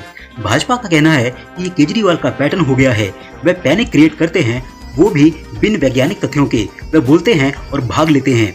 इस पूरे प्रकरण के बाद चारों तरफ से आलोचना झेल रहे दिल्ली के सीएम का पक्ष रखने के लिए आज दिल्ली के डिप्टी सीएम मनीष सिसोदिया ने प्रेस कॉन्फ्रेंस की। मनीष सिसोदिया ने कहा कि इस मामले में देखें तो आज भाजपा ने इस पर बहुत घटिया राजनीति की है। मोटे तौर पर देखें तो केजरीवाल ने सिंगापुर में जो स्ट्रेन है उस पर बोला और दूसरे बच्चों के बारे में बोला। आज भाजपा की और केंद्र सरकार की जिस तरह की प्रतिक्रिया आई है उससे साफ है कि केजरीवाल को तो बच्चों की चिंता है, लेकिन केंद्र और भाजपा को सिंगापुर की चिंता है। बच्चों की वैक्सीन नहीं लाएंगे, सिंगापुर की चिंता करेंगे। सिसोदिया ने कहा कि लंदन में भी एक स्ट्रेन आया था जिसके बारे में काफी लोगों ने अलर्ट किया था। वैज्ञानिकों ने और डॉक्टरों ने अलर्ट किया था कि लंदन के स्ट्रेन से पूरी दुनिया को अलर्ट रहने की जरूरत है। लंदन में आए उस स्ट्रेन को लेकर सरकार नहीं चेती। लंदन में आए उस स्ट्रेन और भारत सरकार की लापरवाही के कारण ही आज देखिए पूरे देश की क्या हालत है। सिसोदिया ने आगे बोला कि आज पूरा देश उसका खामियाजा भुगत रहा है। वो अलर्ट ये समझाने के लिए था कि हम कुछ करें, लेकिन आज हजारों लोगों की जान चली गई और कोई परिवार ऐसा नहीं बचा जिसे घर में कोविड ना हुआ हो। सिसोदिया ने दावा किया कि आज फिर सारी दुनिया में देश के डॉक्टर वार्निंग दे रहे हैं कि बच्चों को खतरा है। सुप्रीम कोर्ट भी यह बात कह रहा है, लेकिन हम आज इस बात को नहीं समझ रहे। मुद्दा सिंगापुर का नहीं है, मुद्दा हमारे बच्चों का है। आप सिंगापुर को मुद्दा बनाना चाहते हैं, हम बच्चों की चिंता कर रहे हैं। हम आपसे हाथ जोड़कर कहते हैं कि बच्चों की चिंता करिए। हर वैज्ञानिक से लेकर सुप्रीम कोर्ट तक यह बात कह रहे हैं कि अगले स्ट्रेन में बच्चों को खतरा है, तो आप उसकी चिंता करिए, उस पर तत्परता दिखाइए।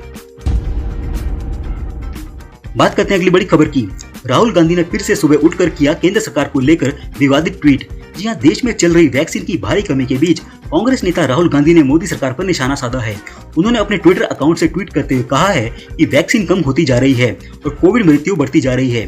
केंद्र सरकार की नीति ध्यान भटकाओ, झूठ फैलाओ, शोर मचाकर तथ्य छुपाओ है।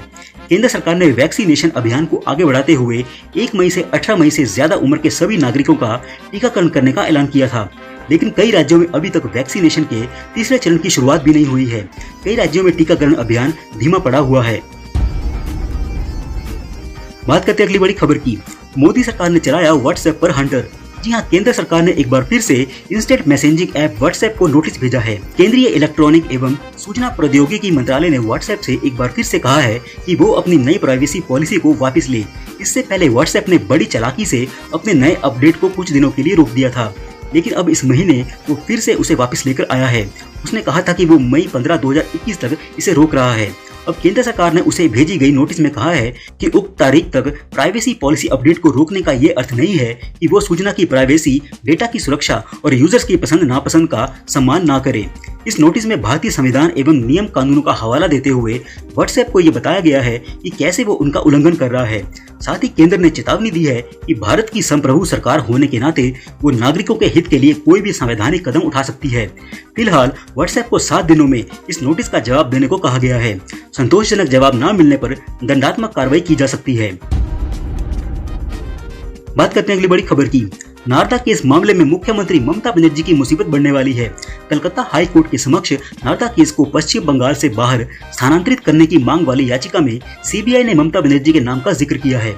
17 मई को कोलकाता में सीबीआई ने इस घोटाले से जुड़े 2 मंत्रियों को गिरफ्तार किया था। उसके बाद सीबीआई दफ्तर के परिसर में टीएमसी कार्यकर्ताओं ने हंगामा किया। सीबीआई ने ममता बनर्जी और टीएमसी नेता कल्याण बनर्जी और मलय घटक को पक्षकार बनाया है। सीबीआई ने अपनी याचिका में सीएम ममता बनर्जी के आचरण पर भी सवाल उठाया है। सीबीआई ने यह दावा किया है कि पश्चिम बंगाल के कानून मंत्री भीड़ के साथ अदालत में मौजूद थे, जहां आरोपियों को पेश किया जाना था। एजेंसी ने कहा कि गिरफ्तार किए गए नेताओं के अनेक समर्थकों ने यहां निजाम पैलेस में सीबीआई दफ्तर का घेराव किया और उसके अधिकारियों को बाहर नहीं निकलने दिया, जिन्हें आरोपियों को अदालत में पेश करना था।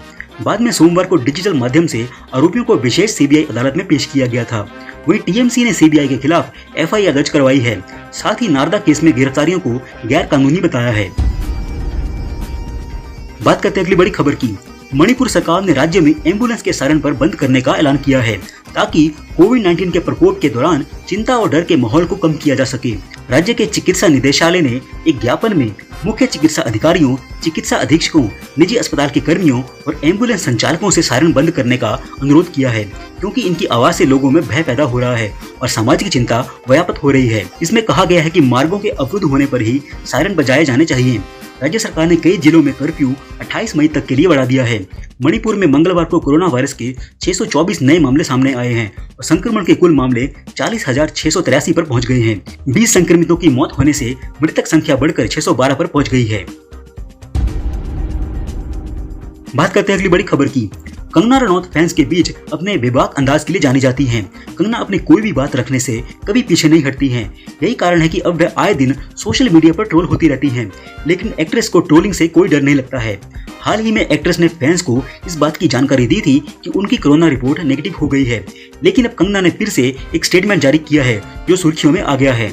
कंगना ने 18 मई को कोरोना रिपोर्ट नेगेटिव आने की जानकारी दी थी और इंस्टाग्राम पर इससे जुड़ा एक वीडियो भी शेयर किया था, जिसके बाद कई लोगों ने एक्ट्रेस को ट्रोल करने की कोशिश की और उनसे कोरोना रिपोर्ट मांगी। उनका कहना था कि कंगना झूठ बोल रही है। इस पर कंगना ने अब सबकी बोलती बंद कर दी है। कंगना को यूजर्स जमकर ट्रोल करने की कोशिश करते रहते हैं। कंगना ने कुछ दिन पहले बताया था कि उनको कोरोना हो गया और फिर मंगलवार को एक्ट्रेस ने जानकारी दी कि वे कोरोना फ्री हो गई हैं, जिसके बाद उनको आड़े हाथों लेने की कोशिश की गई, जिसका एक्ट्रेस ने अब करारा जवाब दिया है। सभी को जवाब देते हुए अब कंगना ने अपनी रिपोर्ट का फोटो क्लिक करके इंस्टाग्राम स्टोरी पर शेयर किया है। कंगना ने अपनी स्टोरी पर रिपोर्ट शेयर की है और इसके ऊपर लिखा है कि सभी राक्षस जो मेरी रिपोर्ट मांग रहे थे, क्योंकि वे जैसे हैं उन्हें दुनिया वैसी ही दिखती है, उनके लिए ये रही रिपोर्ट। एक राम भक्त कभी झूठ नहीं बोलता। जय श्री राम। कंगना का ये पोस्ट सोशल मीडिया पर तेजी से वायरल हो रहा है। कंगना ने यह बता दिया है कि वह किसी से भी नहीं डरती हैं। बात करते हैं अगली बड़ी खबर की। राजस्थान में ब्लैक फंगस को महामारी घोषित कर दिया गया है। गहलोत सरकार ने इसका ऐलान करते हुए कहा है कि ब्लैक फंगस खतरनाक रूप लेते जा रहा है और यह कई राज्यों में तेजी से फैल रहा है, इसीलिए इस पर अधिक ध्यान देने की आवश्यकता है। आपको बता दें कि म्यूकोरमाइकोसिस या ब्लैक फंगस एक दुर्लभ फंगल इन्फेक्शन है, लेकिन यह गंभीर इन्फेक्शन है जो मोल्ड्स या फंगी के एक समूह की वजह से होता है। केंद्रीय स्वास्थ्य मंत्री डॉक्टर हर्षवर्धन सिंह ने ट्वीट करके बताया है कि आंखों में लालपन या दर्द, बुखार, खांसी, सिर दर्द, सांस में तकलीफ, साफ साफ दिखाई नहीं देना, उल्टी में खून आना या मानसिक स्थिति में बदलाव ब्लैक फंगस के लक्षण हो सकते हैं। कोरोना से ठीक होने वाले संक्रमण के दौरान मरीज ब्लैक फंगस की चपेट में आ रहे हैं। इसके चलते मरीजों की मौत तक हो रही है। एम्स दिल्ली के निदेशक डॉक्टर रणदीप गुलेरिया ने कहा है कि आमतौर पर 5 से 10 दिन तक ही स्टेरॉइड की जरूरत पड़ती है। इससे ज्यादा दिनों तक मरीज को यह दवाएं दी जाएं तो ब्लैक फंगस की आशंका काफी बढ़ जाती है। स्टेरॉइड दे रहे हैं तो मरीज की पूरी निगरानी करना भी स्वास्थ्य कर्मचारियों की जिम्मेदारी है। ब्लैक फंगस से बचने के लिए मरीज की निगरानी बहुत जरूरी है। गौरतलब है कि कोरोना की दूसरी लहर के बीच ब्लैक फंगस के मामले बढ़े हैं। महाराष्ट्र, गुजरात, राजस्थान, मध्य प्रदेश, झारखंड, दिल्ली और कर्नाटक के अलावा अन्य कुछ राज्यों में भी मामले तेजी से बढ़ रहे हैं। वहीं हरियाणा सरकार ने ब्लैक फंगस को नोटिफाइड डिजीज यानी कि अधिसूचित रोग घोषित कर दिया है। ब्यूरो रिपोर्ट, ताजा न्यूज। जय हिंद, जय भारत।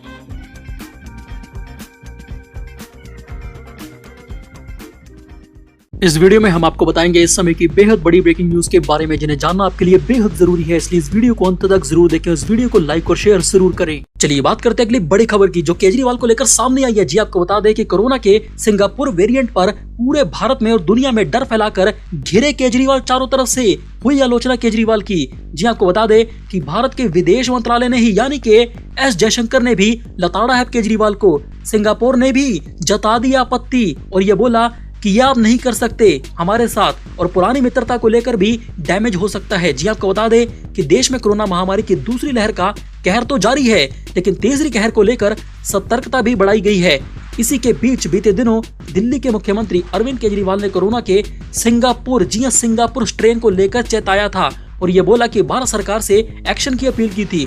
पहले भारत सरकार ने अरविंद केजरीवाल के आरोपों का जवाब दिया, लेकिन अब भारत के लिए शर्मनाक बात तो ये है कि सिंगापुर की सरकार ने भी इस पर कड़ी आपत्ति जताते हुए जवाब दे दिया है। यानी कि केजरीवाल ने भारत सरकार की इमेज सिंगापुर के सामने छोटी कर दी है। साथ ही भारतीय उच्चायुक्त को तलब करके अपनी नाराजगी जताई है। आपको बता दें कि दिल्ली के मुख्यमंत्री अरविंद केजरीवाल ने ट्वीट में आशंका जताई कि वायरस का ये नया स्वरूप तीसरी लहर के रूप में भारत में दस्तक दे सकता है। उन्होंने हिंदी में ट्वीट किया, सिंगापुर में आया कोरोना वायरस का खतरनाक नया वेरिएंट बच्चों के लिए बेहद खतरनाक बताया जा रहा है। भारत में ये तीसरी लहर के रूप में आ सकता है। वहीं केंद्र की मोदी सरकार से मेरी अपील है कि सिंगापुर के साथ सभी हवाई सेवाएं तत्काल प्रभाव से अभी के अभी मोदी सरकार रद्द करे और बच्चों के लिए भी टीके के विकल्पों पर प्राथमिकता के आधार पर काम करे। वहीं सिंगापुर के बाद अब केंद्र की मोदी सरकार ने भी केजरीवाल को करारा जवाब दिया है। जी आपको बता दें कि विमानन मंत्री हरदीप सिंह पुरी ने यह बोला कि सिंगापुर की स्थिति पर केंद्र की मोदी सरकार की नजर है और सभी एहतियात बढ़ती जा रही है। इतना ही नहीं, बीजेपी ने केजरीवाल को तो यहाँ तक बोल दिया कि भारत की सभी इंटरनेशनल फ्लाइट्स मार्च 2020 से ही बंद है, 20 से, और सिंगापुर के साथ हमारा एयर बबल भी नहीं है। उन्होंने ये बोला कि वंदे भारत मिशन के तहत दोनों देशों के बीच कुछ उड़ानें तो जारी हैं ताकि वहां फंसे भारतीयों को वापस यहां पर अपने देश में लाया जा सके, लेकिन हम पहले से ही, तुम्हारे बोलने से पहले से ही सिंगापुर के साथ कोई भी उड़ानें नहीं चला रही हैं। भारत में मौजूद सिंगापुर के दूतावास ने मुख्यमंत्री केजरीवाल के इस ट्वीट का जवाब दिया है। इसमें यह बोला गया है कि सिंगापुर में कोरोना के नए स्ट्रेन पाए जाने की बात में कोई सच्चाई नहीं है। केजरीवाल ये गलत बोल रही हैं कि सिंगापुर का वेरिएंट है। टेस्टिंग के आधार पर यह पता चला है, सिंगापुर ने बोला कि सिंगापुर में कोरोना का B16172 का वेरिएंट मिला है जो भारत में ही पैदा हुआ है। इसमें बच्चों से जुड़े कुछ मामले भी शामिल हैं। वहीं सिंगापुर के स्वास्थ्य मंत्रालय यानी कि हेल्थ मिनिस्ट्री ने यह बयान जारी करके दिल्ली के मुख्यमंत्री अरविंद केजरीवाल के दावे का खंडन किया और भारत के लिए एक शर्मनाक बात कही है। आपको बता दें कि दिल्ली के मुख्यमंत्री अरविंद केजरीवाल के बयान पर अब तो बवाल ही हो चुका है। जी आपको बता दें कि केजरीवाल के बयान से भड़की सिंगापुर की सरकार ने भारतीय उच्चायुक्त को तलब कर दिया है। जी हाँ, यानी कि भारत के सिंगापुर के साथ संबंधों पर असर भी पड़ सकता है। जी आपको बता दें कि केजरीवाल के बयान से भड़की सिंगापुर सरकार ने अब एक बयान भी जारी किया है और ये बोला, जी आपको बता दें कि सिंगापुर के विदेश मंत्री ने भी इस मसले पर दिल्ली के मुख्यमंत्री अरविंद केजरीवाल को जवाब दिया है। उन्होंने ये बोला कि राजनेताओं को तथ्यों पर बात करनी चाहिए। उन्होंने ये बोला कि कोरोना का कोई सिंगापुर वेरिएंट नहीं है, केजरीवाल झूठ बोल रहे हैं। दूसरी ओर भारत की केंद्र सरकार यानी कि मोदी सरकार ने भी इस मामले पर अब जवाब दिया है। दिल्ली के मुख्यमंत्री के पास कोरोना वायरस के वेरिएंट या फिर विमानन पॉलिसी पर बोलने का अधिकार नहीं है सिंगापुर को। जी आपको बता दें कि भारत के विदेश मंत्री एस जयशंकर ने ट्वीट करके ये बोला कि सिंगापुर और भारत दोनों कोरोना वायरस के खिलाफ लड़ाई लड़ रहे हैं पूरी दुनिया में। इस लड़ाई में सिंगापुर द्वारा भारत की जो मदद की गई है उसके लिए उनका यानी कि सिंगापुर का धन्यवाद। भारत ये साफ कर देना चाहता है कि दिल्ली के मुख्यमंत्री केजरीवाल का सिंगापुर पर यह बयान कोरोना को लेकर और कोरोना वेरिएंट पर लेकर भारत का बयान बिल्कुल भी नहीं है। केजरीवाल भारत के प्रधानमंत्री नहीं हैं। वहीं दूसरी ओर केजरीवाल को इंटरनेशनल मामले में अब घिरता हुआ देखकर मनीष सिसोदिया ने भी आज ये बोल दिया है कि कल केजरीवाल ने यह बोला था कि सिंगापुर में बच्चों के ऊपर खतरा मंडरा रहा है, इसीलिए हमें यानी कि भारत को भी सतर्क रहने की जरूरत है। कई न्यूज चैनल में ये बात सामने आई थी कि साथ ही सिंगापुर के शिक्षा मंत्री ने भी यह बयान दिया था कि बच्चों पर खतरा बढ़ रहा है। मनीष सिसोदिया ने केजरीवाल के बचाव में आगे ये बोला कि हम अब इस मामले में देखें तो आज भाजपा ने इस पर बहुत ही घटिया राजनीति की है। मोटे तौर पर देखें तो केजरीवाल ने सिंगापुर में जो स्ट्रेन है उस पर बोला है और दूसरा बच्चों के बारे में बोला है। और केंद्र की मोदी सरकार की जिस तरह से प्रतिक्रिया सामने आई है सिंगापुर को लेकर, उससे यह साफ है कि केजरीवाल जी को तो भारत के बच्चों की चिंता है, लेकिन केंद्र की मोदी सरकार यानी कि भाजपा को सिंगापुर की चिंता है, भारत के बच्चों की नहीं। बच्चों की वैक्सीन नहीं लाएंगे और सिंगापुर की ये लोग चिंता करेंगे। मनीष सिसोदिया ने केजरीवाल का बचाव करते हुए आगे ये बोला कि लंदन में भी एक स्ट्रेन पाया गया था कोरोना वायरस का, जिसके बारे में काफी लोगों ने अलर्ट किया था। वैज्ञानिकों ने और डॉक्टरों ने लोगों को अलर्ट किया था कि लंदन के स्ट्रेन से पूरी दुनिया को अलर्ट रहने की जरूरत है। लंदन में आए उस ट्रेन को लेकर सरकार नहीं चेती, सरकार ने कोई प्लानिंग नहीं की। लंदन से आए उस खतरनाक कोरोना वायरस के स्ट्रेन और भारत सरकार की लापरवाही के कारण आज देखिए पूरे भारत की क्या हालत हो चुकी है। मनीष सिसोदिया ने आज यह दावा किया है कि आज फिर सारी दुनिया में देश के डॉक्टर वार्निंग दे रहे हैं कि बच्चों को खतरा है तीसरी लहर से। सुप्रीम कोर्ट भी ये बात बोल चुका है, लेकिन आज हम इस बात को नहीं समझ रहे। मुद्दा सिंगापुर का नहीं है कि सिंगापुर नाराज है या फिर क्या हुआ, मुद्दा है हमारे देश के बच्चों का। आप सिंगापुर को मुद्दा मत बनाइए बीजेपी वालों। हम भारत के बच्चों की चिंता कर रही हैं। इसके बाद मनीष सिसोदिया ने आगे ये बोला कि आज आप यानी कि बीजेपी वाले किसी भी अभिभावक से यानी कि माता पिता से बात कर लीजिए, उनसे पूछिए कि उसे अपने बच्चों की चिंता है या फिर सिंगापुर में अपने इमेज की भारत की चिंता है, तो वह माता पिता बच्चों की बात करेंगे। लेकिन भारतीय जनता पार्टी को सिंगापुर की चिंता है, सिंगापुर की कि सिंगापुर को कैसा लगता है। सिसोदिया ने आगे ये बोला कि आप सिंगापुर में अपनी इमेज की चिंता करती रही है मोदी सरकार, लेकिन हमारी आम आदमी पार्टी और केजरीवाल की सरकार भारत के बच्चों की चिंता करेगी, जो कि कोरोना वायरस का सबसे बड़ा मुद्दा है कि कैसे अब तीसरी लहर भारत में बच्चों को अटैक करने वाली है। केजरीवाल के इस बयान पर हमें अपनी राय जरूर दे कि क्या केजरीवाल सही बोल रहे थे या फिर गलत। इस न्यूज बुलेटिन में फिलहाल इतना ही। इस वीडियो को लाइक और शेयर जरूर करें। Bureau report MGK news. इस समय की सबसे बड़ी ब्रेकिंग न्यूज। जी अब 9 रुपए में मिलेगा, मात्र 9 रुपए में 809 रुपए वाला घर का रसोई गैस का सिलेंडर। जी आपको बता दें कि सिर्फ 31 मई तक है ये धुआंधार ऑफर। जी आपको बता दें कि भारत में पेट्रोल और डीजल इस महीने लगातार तीसरे दिन महंगा हो चुका है। जी आपको बता दें कि रसोई गैस भी अब 810 रुपए प्रति सिलेंडर हो चुकी है, जो कि काफी ज्यादा है नरेंद्र मोदी जी के शासन में। आपको बता दें कि आप पेट्रोल डीजल की कीमतों पर छूट तो नहीं पा सकते हैं क्योंकि ये तेल कंपनियों के हवाले है, लेकिन आप LPG यानी कि घर के रसोई गैस सिलेंडर पर भारी छूट, भारी भरकम छूट पा सकते हैं, वो भी पूरे 800 रुपए से ज्यादा। चलिए आपको बताते हैं कि कैसे। जी आपको बता दें कि पेटीएम ने इसी महीने LPG की बुकिंग और पेमेंट पर अपने ग्राहकों के लिए बम्पर और धुआंधार ऑफर की पेशकश की है। इस ऑफर के तहत भारत के सभी ग्राहकों को 809 रुपए वाला भारत का गैस सिलेंडर मात्र 9 रुपए में मिलेगा। जी आपको बता दें कि पेटीएम के इस धुआंधार कैशबैक ऑफर के तहत अगर कोई भी ग्राहक पहली बार इस एप्लीकेशन पेटीएम के जरिए गैस सिलेंडर बुक करेगा तो उसे 800 रुपए तक का पूरा कैशबैक मिल जाएगा, जो कि काफी ज्यादा है 800 रुपए। अगर आप भी पेटीएम के इस धुआंधार और धमाकेदार ऑफर का फायदा उठाना चाहते हैं तो आपके पास 31 मई 2021 तक का मौका है। आपको बता दें कि पेटीएम का ये ऑफर सिर्फ उन लोगों के लिए है जो पहली बार LPG सिलेंडर की बुकिंग और पेमेंट पेटीएम से करेंगे। जब आप LPG सिलेंडर की पेटीएम से बुकिंग करेंगे और पेमेंट करेंगे तो ऑफर के तहत आपको एक स्क्रैच कार्ड पेटीएम देगा, जिसकी कैशबैक वैल्यू 800 रुपए होगी, 800 रुपए। आपको बता दें कि पेटीएम का ये धमाकेदार ऑफर अपने आप ही पहले LPG सिलेंडर की बुकिंग पर अप्लाई हो जाएगा। 800 रुपए से ज्यादा फ्री में आपको सिलेंडर मिलेगा। ये ऑफर मिनिमम 500 रुपए की पेमेंट पर ही अप्लाई होगा।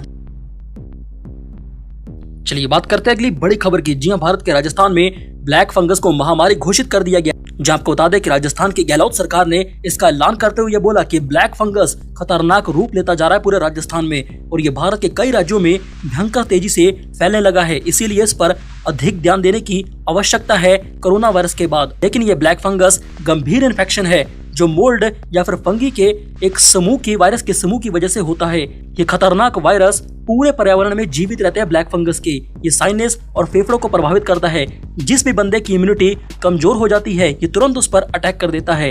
जी आपको बता दें कि केंद्रीय स्वास्थ्य मंत्री डॉक्टर हर्षवर्धन सिंह ने ट्वीट करके ये बताया कि आंखों में लालपन या फिर दर्द, बुखार, खांसी, सिर दर्द, सांस में तकलीफ, साफ सा दिखाई नहीं देना, उल्टी में खून आना या मानसिक स्थिति में बदलाव ब्लैक फंगस के लक्षण हो सकते हैं। जी आपको बता दें कि कोरोना से ठीक होने वाले या फिर संक्रमण के दौरान मरीज ब्लैक फंगस की चपेट में आ रहे हैं। इसके चलते मरीजों की मौत तक हो रही है क्योंकि ये ब्लैक फंगस सीधे दिमाग में पहुंचकर उसे सूजन में ला देती है।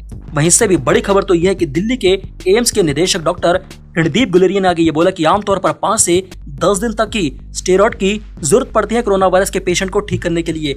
इससे ज्यादा दिनों तक अगर कोरोना वायरस के मरीज को यह दवा एस्टेरॉइड के रूप में दी जाती है तो ब्लैक फंगस की आशंका हो जाती है मरीज में जिसको कोरोना वायरस है। स्टेरॉइड तो आप दे रहे हैं तो मरीज की पूरी निगरानी करना भी स्वास्थ्य कर्मचारियों की जिम्मेदारी है। ब्लैक फंगस से बचने के लिए मरीज की निगरानी बहुत ही ज्यादा जरूरी है। जी आपको बता दें कि गौरतलब है कि कोरोना की दूसरी लहर के बीच ब्लैक फंगस के मामले काफी ज्यादा बढ़ चुके हैं। महाराष्ट्र, गुजरात, राजस्थान, मध्य प्रदेश, झारखंड, दिल्ली और कर्नाटक के अलावा भारत के अन्य कुछ राज्यों में भी ये खतरनाक ब्लैक फंगस के मामले तेजी से बढ़ते जा रहे हैं। इसीलिए इसे अब महामारी घोषित कर दिया गया ब्लैक फंगस को कोरोना के बाद। चलिए बात करते हैं अगली बड़ी खबर की। जी कोरोना वायरस संक्रमण महामारी के कारण जो बच्चे अनाथ हो गए हैं उनके लिए उत्तर प्रदेश की योगी सरकार ने यानी कि योगी आदित्यनाथ जी ने नई नीति का ऐलान कर दिया। जी आपको बता दें क्योंकि योगी आदित्यनाथ जी की उत्तर प्रदेश ने बुधवार को ये फैसला लिया है कि उत्तर प्रदेश सरकार का ये मानना है कि ऐसे बच्चे जो अनाथ हो गए हैं कोरोना वायरस की वजह से, वह राज्य की संपत्ति हैं, वो मेरी संपत्ति हैं। सरकारी योजना के तहत कोरोना वायरस के कारण जिन बच्चों के माता पिता की मौत हो चुकी है उत्तर प्रदेश में, उनके भरण पोषण, खाने पीने और पढ़ाई लिखाई की जिम्मेदारी अब हमारी होगी, योगी सरकार की होगी और राज्य सरकार की उत्तर प्रदेश की होगी। योगी आदित्यनाथ जी ने आगे यह बोला कि हमारी राज्य सरकार जल्द ही इस योजना के तहत बच्चों की देखभाल का जिम्मा उठाएगी। आपको बता दें कि ठीक इसी तरह की घोषणा पिछले दिन अरविंद केजरीवाल ने भी की थी कि दिल्ली में जिनके माता पिता मर चुके हैं उनके बच्चों की देखभाल अब केजरीवाल करेंगे। ठीक वैसा ही अब योगी आदित्यनाथ जी ने भी ऐलान कर दिया उत्तर प्रदेश में।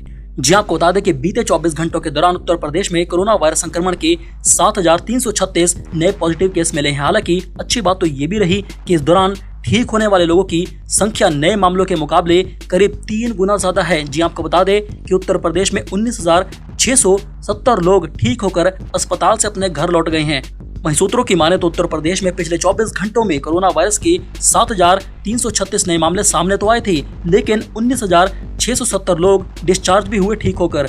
वहीं उत्तर प्रदेश में सक्रिय मामलों की कुल संख्या अब 1,23,580 है। लेकिन उत्तर प्रदेश की सबसे अच्छी खबर तो ये है कि अब तक उत्तर प्रदेश में कुल 15,02,918 लोग कोरोना वायरस से ठीक होकर अपने घर भी लौट चुके हैं। यानी कि कुल मिलाकर अब उत्तर प्रदेश का रिकवरी रेट 92% है, 92%।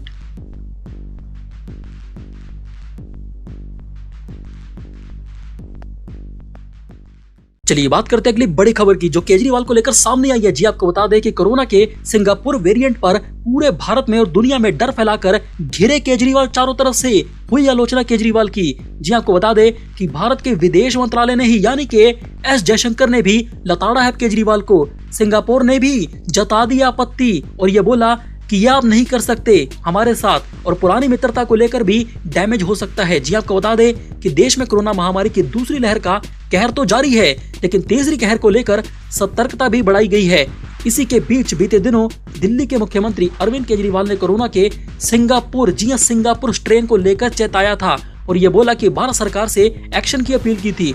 पहले भारत सरकार ने अरविंद केजरीवाल के आरोपों का जवाब दिया, लेकिन अब भारत के लिए शर्मनाक बात तो ये है कि सिंगापुर की सरकार ने भी इस पर कड़ी आपत्ति जताते हुए जवाब दे दिया है। यानी कि केजरीवाल ने भारत सरकार की इमेज सिंगापुर के सामने छोटी कर दी है। साथ ही भारतीय उच्चायुक्त को तलब करके अपनी नाराजगी जताई है। आपको बता दें कि दिल्ली के मुख्यमंत्री अरविंद केजरीवाल ने ट्वीट में आशंका जताई कि वायरस का ये नया स्वरूप तीसरी लहर के रूप में भारत में दस्तक दे सकता है। उन्होंने हिंदी में ट्वीट किया, सिंगापुर में आया कोरोना वायरस का खतरनाक नया वेरिएंट बच्चों के लिए बेहद खतरनाक बताया जा रहा है। भारत में ये तीसरी लहर के रूप में आ सकता है। वहीं केंद्र की मोदी सरकार से मेरी अपील है कि सिंगापुर के साथ सभी हवाई सेवाएं तत्काल प्रभाव से अभी की अभी मोदी सरकार रद्द करे और बच्चों के लिए भी टीके के विकल्पों पर प्राथमिकता के आधार पर काम करे। वहीं सिंगापुर के बाद अब केंद्र की मोदी सरकार ने भी केजरीवाल को करारा जवाब दिया है। जी आपको बता दें कि विमानन मंत्री हरदीप सिंह पुरी ने यह बोला कि सिंगापुर की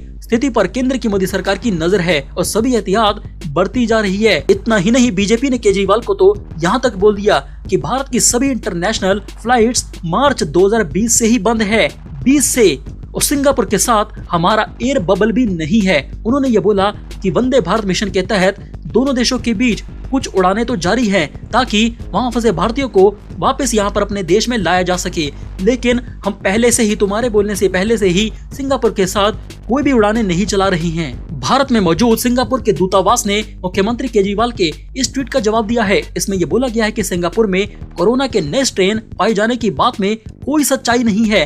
केजरीवाल ये गलत बोल रहे हैं कि सिंगापुर का वेरिएंट है। टेस्टिंग के आधार पर यह पता चला है, सिंगापुर ने बोला कि सिंगापुर में कोरोना का B16172 का वेरिएंट मिला है जो भारत में ही पैदा हुआ है। इसमें बच्चों से जुड़े कुछ मामले भी शामिल हैं।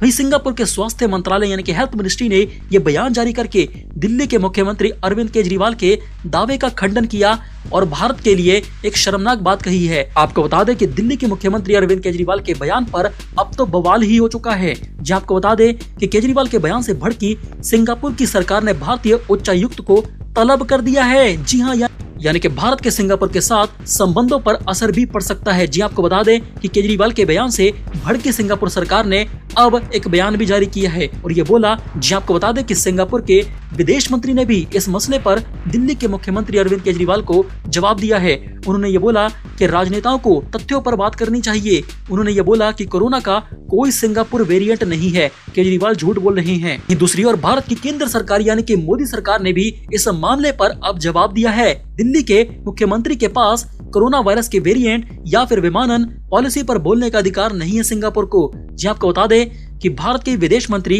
एस जयशंकर ने ट्वीट करके ये बोला कि सिंगापुर और भारत दोनों कोरोना वायरस के खिलाफ लड़ाई लड़ रहे हैं पूरी दुनिया में। इस लड़ाई में सिंगापुर द्वारा भारत की जो मदद की गई है उसके लिए उनका यानी कि सिंगापुर का धन्यवाद। भारत ये साफ कर देना चाहता है कि दिल्ली के मुख्यमंत्री केजरीवाल का सिंगापुर पर यह बयान कोरोना को लेकर और कोरोना वेरिएंट पर लेकर भारत का बयान बिल्कुल भी नहीं है। केजरीवाल भारत के प्रधानमंत्री नहीं हैं। वहीं दूसरी ओर केजरीवाल को इंटरनेशनल मामले में अब घिरता हुआ देखकर मनीष सिसोदिया ने भी आज ये बोल दिया है कि कल केजरीवाल ने यह बोला था कि सिंगापुर में बच्चों के ऊपर खतरा मंडरा रहा है, इसीलिए हमें यानी कि भारत को भी सतर्क रहने की जरूरत है। कई न्यूज चैनल में ये बात सामने आई थी कि साथ ही सिंगापुर के शिक्षा मंत्री ने भी यह बयान दिया था कि बच्चों पर खतरा बढ़ रहा है। मनीष सिसोदिया ने केजरीवाल के बचाव में आगे ये बोला कि हम अब इस मामले में देखें तो आज भाजपा ने इस पर बहुत ही घटिया राजनीति की है। मोटे तौर पर देखें तो केजरीवाल ने सिंगापुर में जो स्ट्रेन है उस पर बोला है और दूसरा बच्चों के बारे में बोला है।